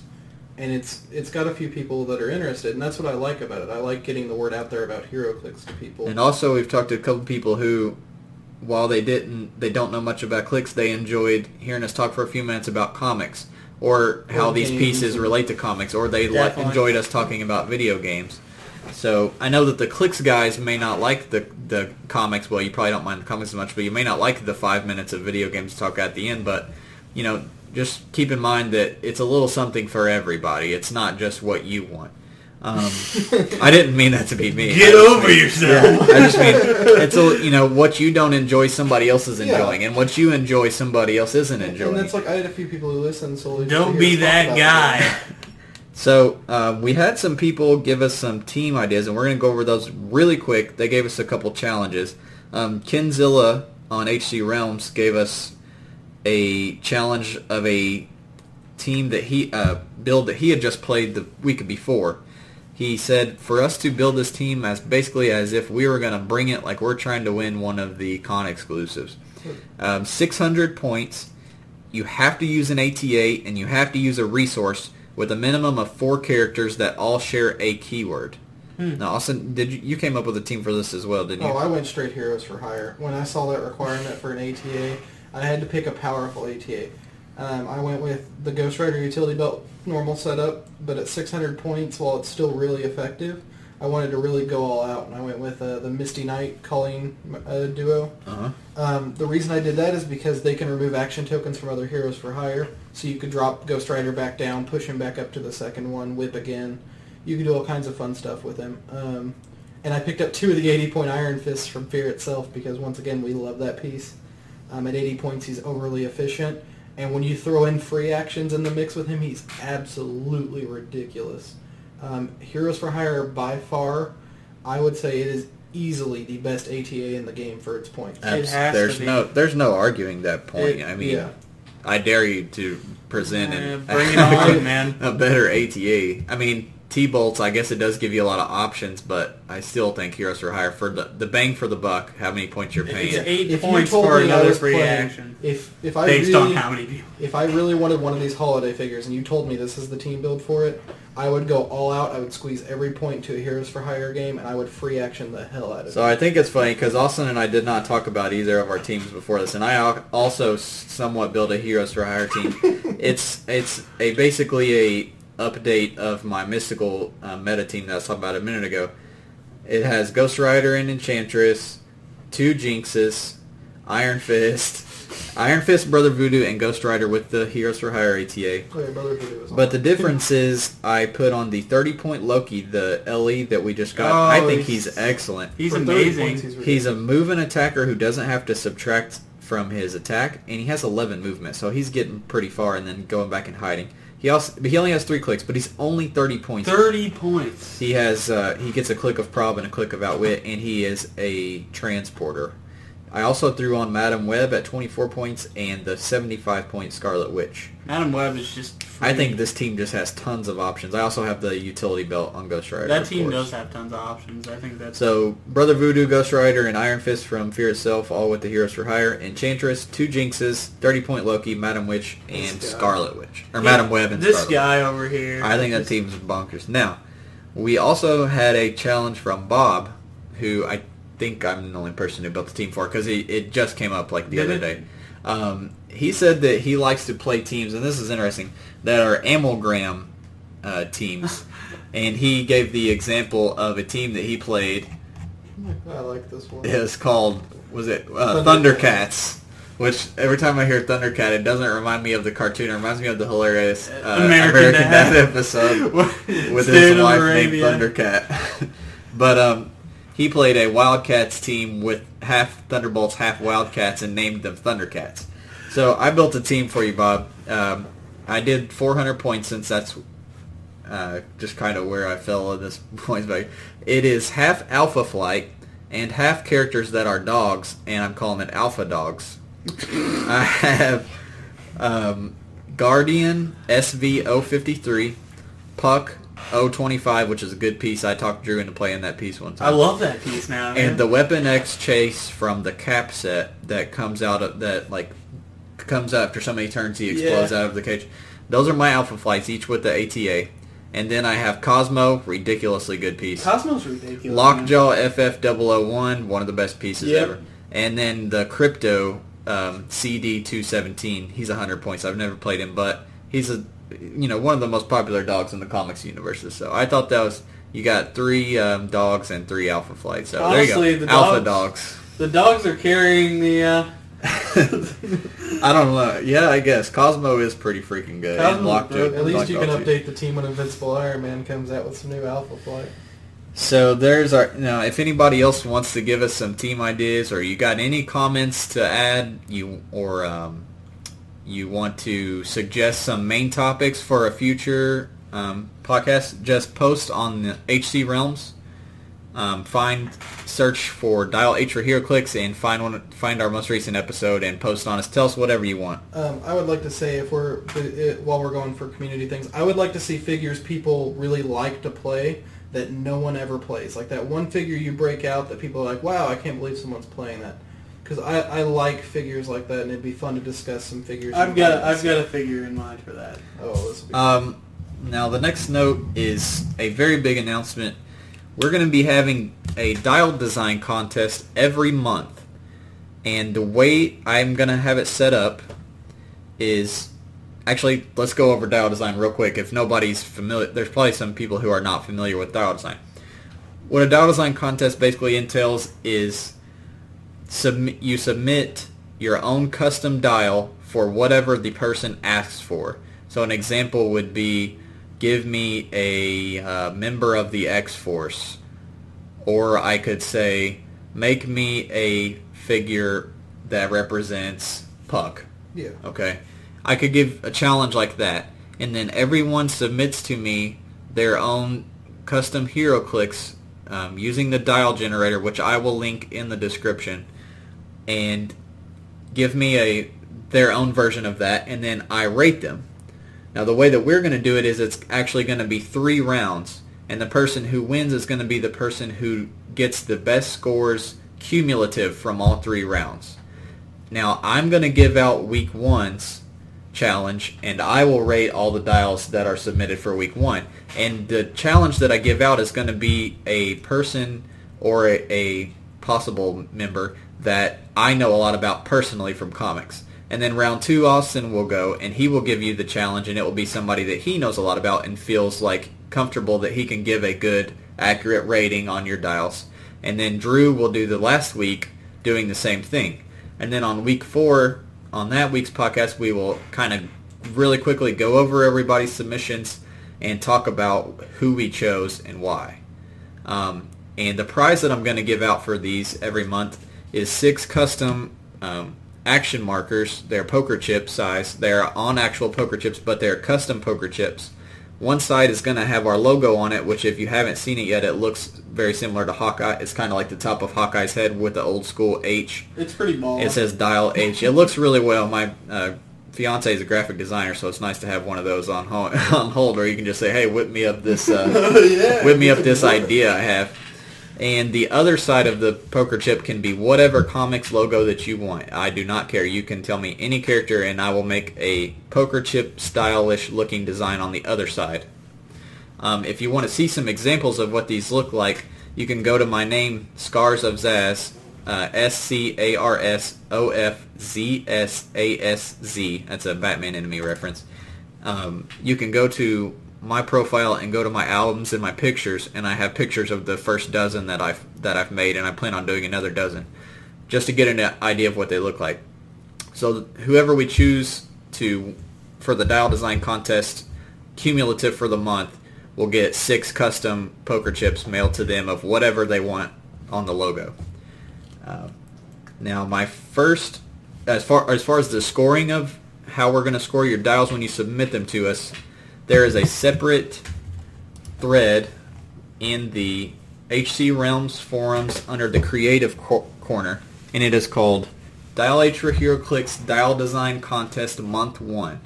And I will link this in the thread where we're going to post this podcast on HC Realms as well. And I will post it on Reddit and everywhere else that we post this. If you want to go here, you will find all the instructions and all this reiterated to you, and you will find your assignment for week number 1. My assignment for week number 1 is going to be build me a Miles Morales version of Ultimate Spider-Man. So I want Miles. We just saw him in the Amazing Spider-Man set, and I felt while it's a somewhat efficient piece because he does great for his points. Yeah. He is definitely not. They definitely could have done much more for Miles Morales than they did. Now, the way we're going to score these is 50% comic accuracy and 50% originality or creativity, basically. We are going to take point efficiency into thought, but only if you royally screw it up. What that means is if your piece is way, way, way too good for its points, like the Justice League team base, or your piece is just absolutely god-awful, I will never, ever play this for its points, like freaking Hunter, Infinity Challenge Vulture. 350-point Miles. It has to be, yeah, I don't want a 400-point Miles Morales, okay? Are you sure? Cosmic Miles Morales might be pretty good. I'm sure it would be. But, you know, that's only going to hurt you if you royally screwed up. Other than that, it's not going to affect your score. If you really, really screw up the point efficiency, and I look at it and I feel like you really messed it up, then I will dock you 10%. Other than that, you're just going to be rated on accuracy and creativity. So, like I said, you can find those links in the thread for this podcast. Now, next, we will move on really quickly to comics. You guys reading? What are you guys reading right now? I was same stuff from last week, but I haven't really had much time to read this week. Been busy. Austin has read nothing. Drew. Well, I have also read nothing. Just kidding. I read some of the earlier Justice League Dark stuff. It's pretty good. I mean, it's... I loved it at first. Yeah. Madame Xanadu, like, first getting introduced... Well, she's an old character, but they never really showed much of her. I love the team, the original... Yes. The original I Justice feel League like Dark team. Justice League Dark kind of like... I don't want to say it fell off a cliff, but like it was really, really good, and then like... The Enchantress arc's awesome. The Enchantress arc. They started tying in other characters, which I was fine with. I really like Frank on the team. Frankenstein's Frank is awesome. awesome character. If you come up to me and say Frankenstein's a bad character, we'll get into a fight. Well, I don't know if he's a good, like, He's amazing. well-written I love character. his He's just personality. entertaining, for Yeah. sure, yeah. I want a Heroclix of eventually, because he does have a cool I personality. did like them being intertwined in the Animal Man and Swamp Thing Yeah. event. Yes. And then playing a big role in that.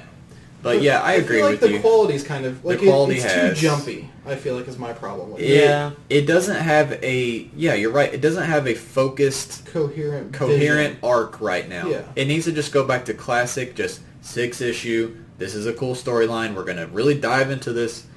It needs something like that. Right now they're doing the whole thing with Flash and the house that John Constantine has and all that stuff. It's not horrible, but you're right. It's definitely falling in quality. Speaking I of do John love Constantine- JLD, though. Speaking of John Constantine, I mean, as a pretty big Hellblazer fan, New 52 John Constantine is not the same. I was going to let you finish that statement because if you liked it, I wasn't going to burst your bubble, but I don't think it's bad. It's not bad. But I don't like it that much either. As somebody who's new to Constantine and never read Hellblazer, which here comes the pitchforks and torches from you guys, but No, that's fine. No, It wasn't a I- super popular book. Hellblazer is not an amazingly popular book. Right, I exactly. like John Constantine as a character a lot. I'm loving him in JL Dark. I'm liking his comic. Like, I'm not like, I have to read the next Constantine, but it's pretty high on my priority list. I haven't dropped it, I'd say that. After number 4. I'm going to give it 2 or 3 more weeks, Yeah, before I make a final. I like the characters it introduces, though. Like, I do like the Sargon the Sorcerer and all that stuff. Yeah, but see, that's not the Sargon we're used to Yeah, either. Sargon's the That's dude. I don't it's have like that. New 52 Sargon. New 52 Sargon is not Sargon. We'll just put it that way. And Mystery is... Speaking of clicks that need to be redone, let's get a new Sargon. Let's just get all the Constantines. What else have you been reading? What else have I been reading? I started Age of Apocalypse finally. The old Age of Apocalypse or the new not and the crappy? new one, not the Age new one. Okay, just checking. Old Age of Apocalypse. I got a trade.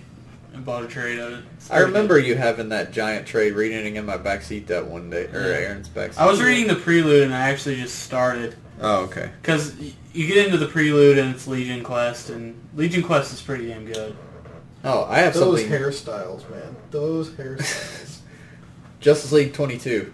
Yeah. You guys all read it yet? Yep. The one that starts Trinity War? Yes. Did you just read it? Oh my god. You just read it. I Okay. forgot we didn't talk about It it. was so good. Let's talk about this real fast. spoilers, if you have not read Justice League 22. Or Pandora #1. If you haven't, you should go read it. I'm going to curse right now. What the fuck, Superman? What did Dr. Light ever do to you? You know, it's really... I was going to talk about that at some point. I don't like how they're casting Dr. Light right now. He's always been a butthole. He's an ass. They're like, If you read New Teen Titans and you read Dr. Light, he's always a bad guy. He's always this whacked out old man who's trying to kill everybody, and now they're trying to make him like you. They're trying to make you like him. Well, they did a good job because Superman just melted his fucking face. And see, I read him in Teen Titans for so long that I cannot think of him like that. I like him in JLA, but that's because I don't. Once again, I don't have that. I hate it. I cannot. Well, he stand isn't it. going to be in dead now, JLA anymore. Well, So yeah. But the one thing people brought up, and I've been reading this on the internet, people are kind of complaining about how it seems uncharacteristic for Superman to do that. But you guys have to remember, not 15 minutes before that, What Superman did had Pandora opened Pandora's do? box. And that made him all crazy evil. Right. He was basically DUI. He was under the influence of... it was thing. It's not like Now, he just randomly went out and who do blasted you somebody's think was face. the person at the MUI melting under. I don't know. end? I've been thinking about that guy a lot. And I at first, of usually course, don't your like first initial thought is Joker, and then you're like, wait, this isn't Joker. That's because not he Joker. looks, because he's his garb. I'm talking about back when they very first. Yeah. At first, I almost thought it was the Question, because he's wearing the I did too. fedora and the But tie. it's and everything. definitely But then- not. It's definitely not. Speaking of the Question, I'm on this roller coaster. I'm wondering with if that it's guy. not just a new character. That's what I'm thinking. A lot of people thought it was because the card says the Outsider. They're trying to link him with the Outsider from the whole, I think it was Flashpoint event. Yeah. Oh, well, the Flashpoint did cause It did New have 52. Pandora. It had Pandora in it, too. It caused New 52, and Pandora they're trying to make like a big part of the reason New 52 existed. So I wouldn't doubt if it was the same person. And it's I love the thing I did love about JL22 was I spent all that time looking for little clues in the background. I read back through that issue probably twice, looking at the cards, trying to see if I could spot a hint of what was coming. JL22 as an issue is probably one of the best things DC's done in a while. Here, well, I'm going It to put jumps one thing. around a I'm lot. going to put one thing above it, and you guys know it's just because I'm gay for Jeff Johns. His last issue on Green Lantern, was it 20? I cried. Oh my gosh, with Sinestro and all that craziness. That was an epic end to that. Jeff Johns, why are you so good? He's not good at writing Wonder Woman, by the way. He doesn't write Wonder Woman.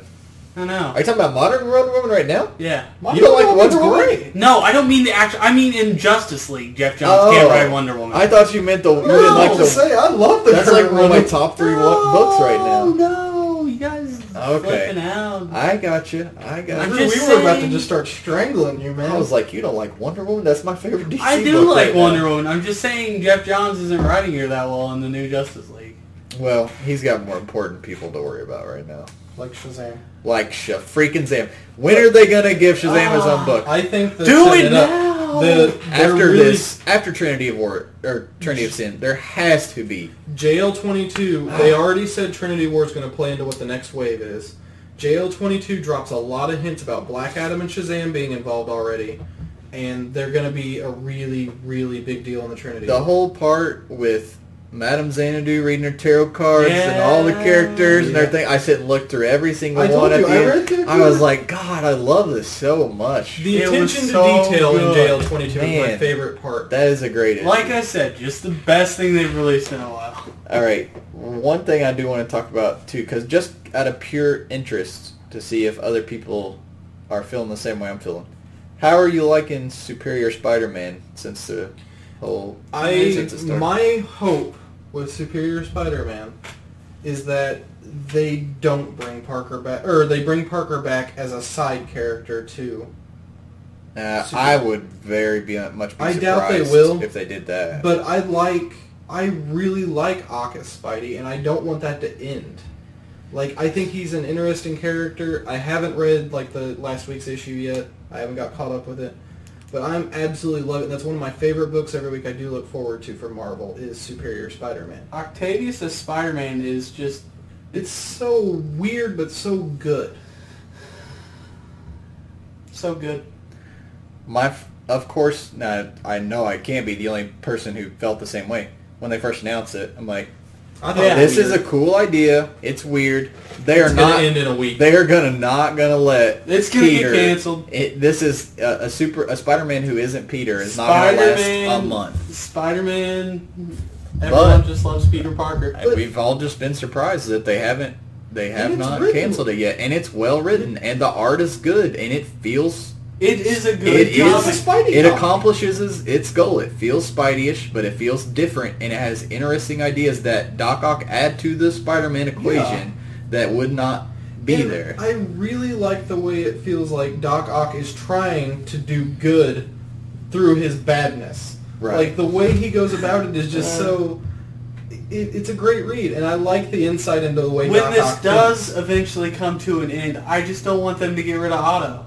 Because he I'm needs really- to be around. It's not going to come. Yeah, they're going to put him back in his body somehow or something. They're not going to get rid of him. There's been talk of stuff with Peter Parker clones lately in other books. That leads me to Spider-Man think- with clone involvement? I think you're crazy. That I leads think me to you're think they might bring Parker back insane. and Doc Ock might stay somehow. But I don't know.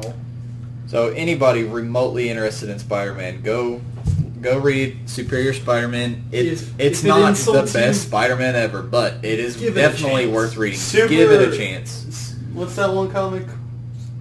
Superior Villains of Spider-Man? Did you read it yet? Superior No, I Spider-Man. haven't. Okay, Me too. I talked about it last week. I liked it. So go check that out too. Oh, Superior Carnage started this week. Yeah, but I haven't had time to read that. Basically, the books that come out on Wednesday, I don't get to them until like the next week It's at work. Superior Spider Month, actually. So that's Yeah, what they're doing. there's going to be a lot of Spider-Man stuff coming up. What? I don't think any new series launched this week. One or two did. It was Superior Like small Carnage. ones, though. Yeah, it was- Superior Carnage was the one I was thinking of, the one that started. Personally, I finished Invincible, completely caught up, all the side issues read. Here we go. My God. So what you're saying is I need to read it. You should have read it yesterday. Okay, it has... I mean, it took me a month to read it, and I just couldn't stand... Like, I couldn't wait to read the next issue. It's that good. And Kirkman does what I like the best about Johns. He stays on point, on topic, and everything still that's has in those Just books... enough. Like, there's so much detail in each character, but it's still on track. It doesn't spin the whole issue. Now, Walking Dead, he kind of does do this. He slow plays things. He'll go off on a tangent and talk about something for three But issues. It ties right back in. Yeah, but no progress is made in Walking Dead. I feel like there's lulls in just like the show. That's- There's lulls in They're Walking walking Dead in circles for where a little nothing while. happens. That's kind of Invincible it's like you have that slight step off to the side to give you more info, but it's like always on track. It's always focused. But that's also what I kind of like about Walking Dead, and that's why I read it in the trade paperback form.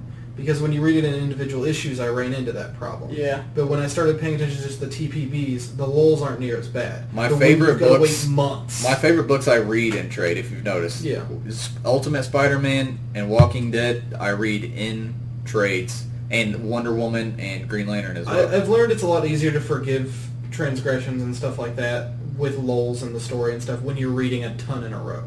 Because it just gets paved over by the good stuff. I'd recommend if there's a book like you really sit a lot of time with that you try it in trade paperback form and see if that suits you better. Yeah, try to read it all at the same time. But it has jumped into the top 10 for me. It's jumped above Walking Dead, for sure, Well, in my top 5 I'm not a books of huge all time. Walking Dead fan. I mean, I read love the the book. comics. The show's okay. I read the book. I've only read the first. There's a big trade paperback out there. I'm going to be heretical here and say that Walking Dead has started to bore me. The show? The book. Well, the show is. I think the book's really good right now. But I mean, like, I'm waiting for some... Oh, I hate to say I'm waiting for some big Walking Dead and every other issue. Did you read the last one? No, I haven't read the last Well, one. then that's why you feel like there's nothing going on. I feel like it was kind of dead in Alexandria for a bit. It kind of set things up for what just happened. Yeah, like we said, Walking Dead does have its lulls, but it does set things up for big things to happen. So if you have not read Invincible or Walking Dead, go check both of those out.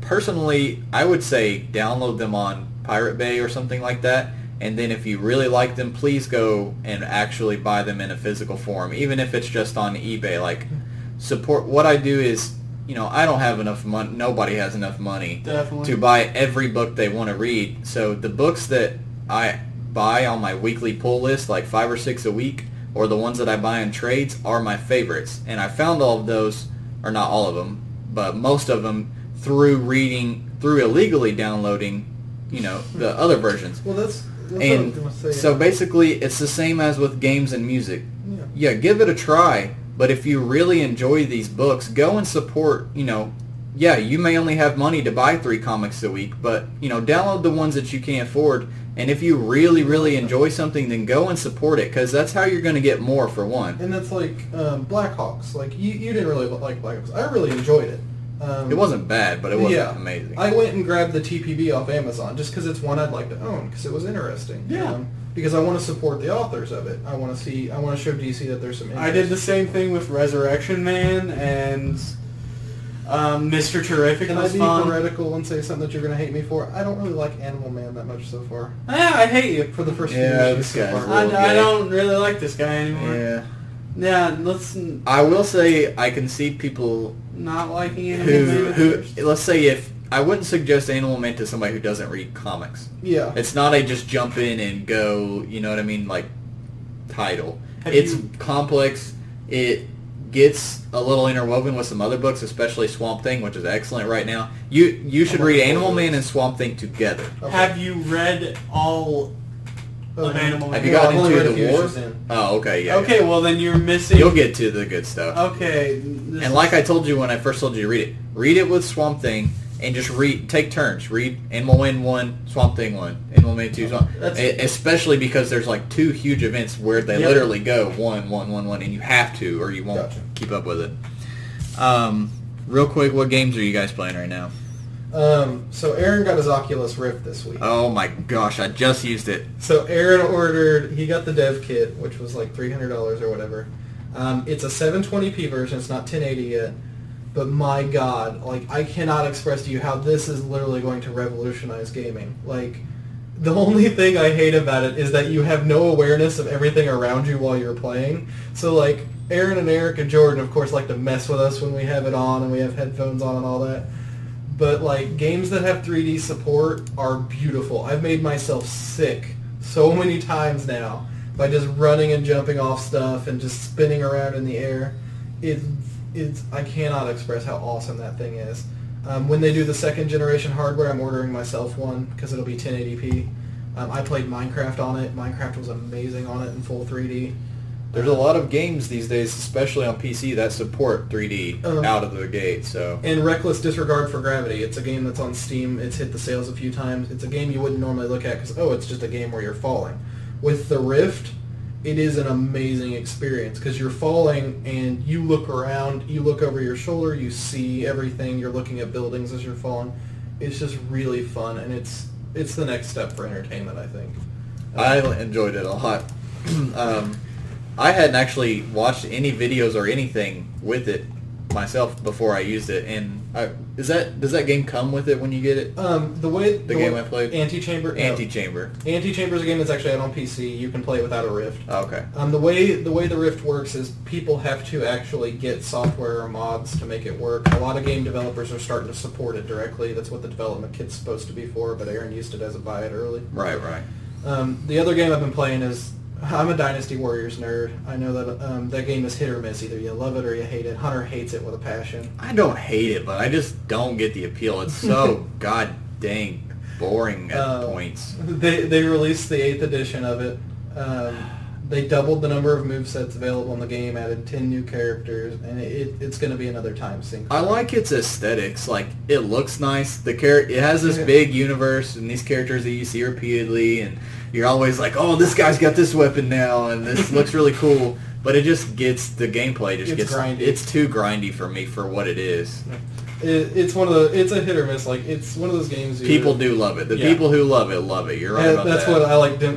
Jim Sterling's Destructoid review of it. He goes, if you love Dynasty Warriors, this version is going to blow your mind. If you don't like Dynasty Warriors, this version's not going to win you. Let's be honest. If you love Dynasty Warriors, you don't care what this review says anyways, because they usually get like 4 out of 10s and people will still buy them.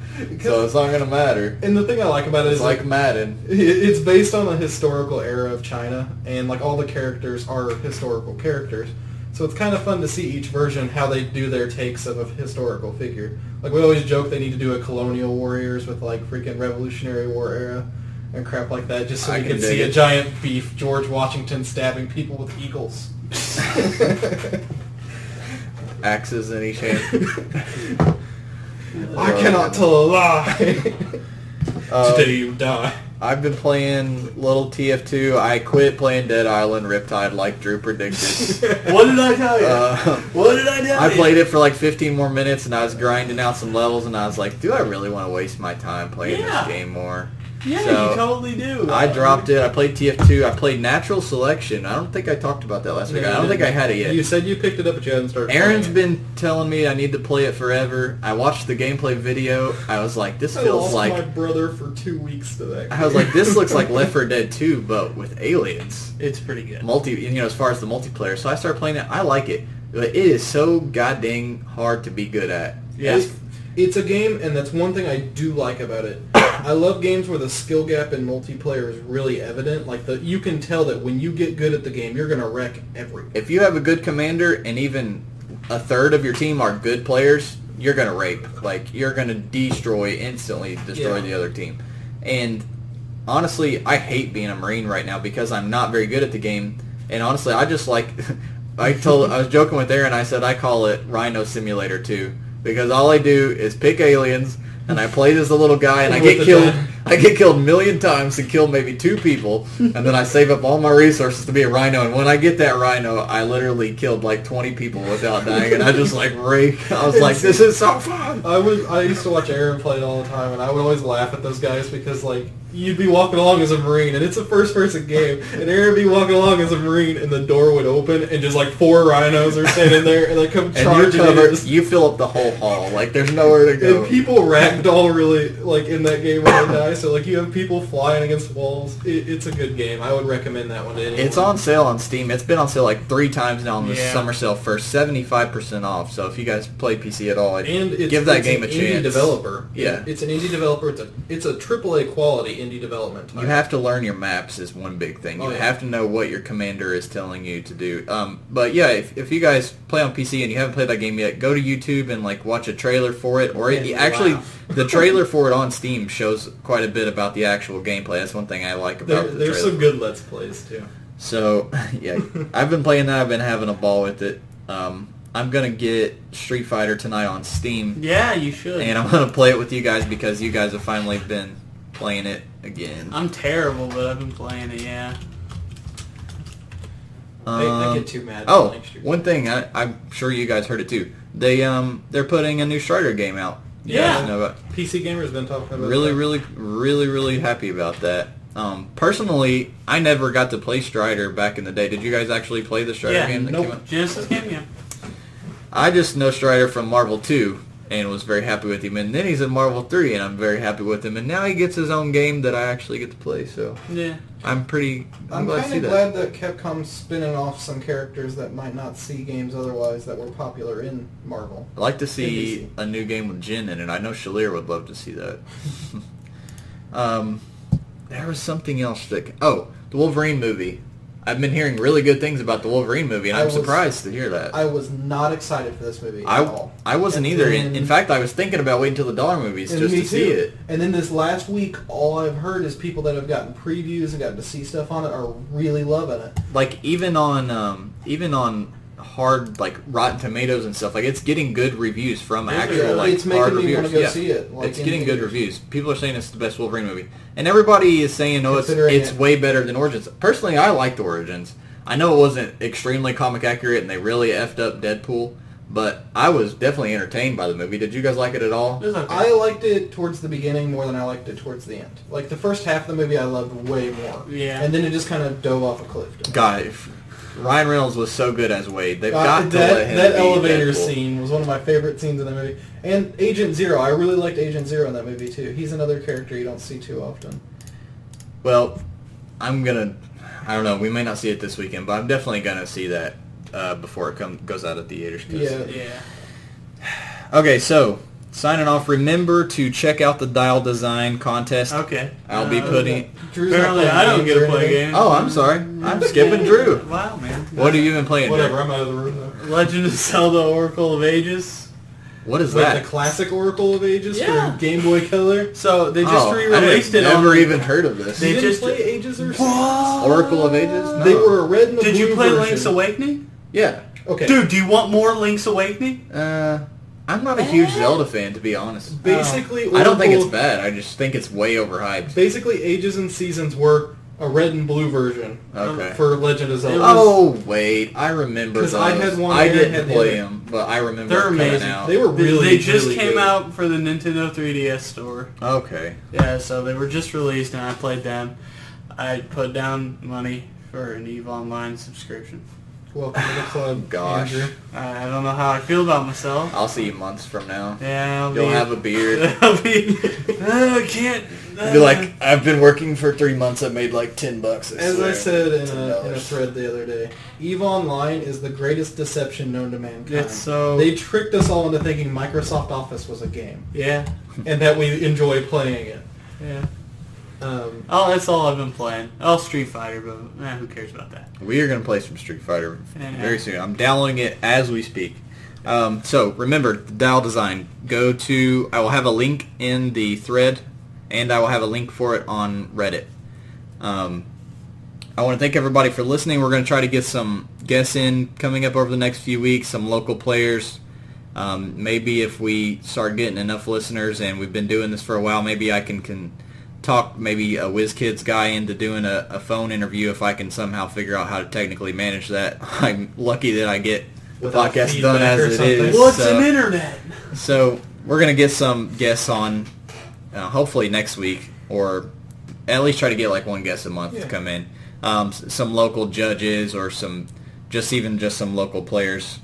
I want to thank Austin and Drew for episode 2. I think it turned out pretty well. Yeah. And I'll see you guys next week. it was much more dialed back, that's for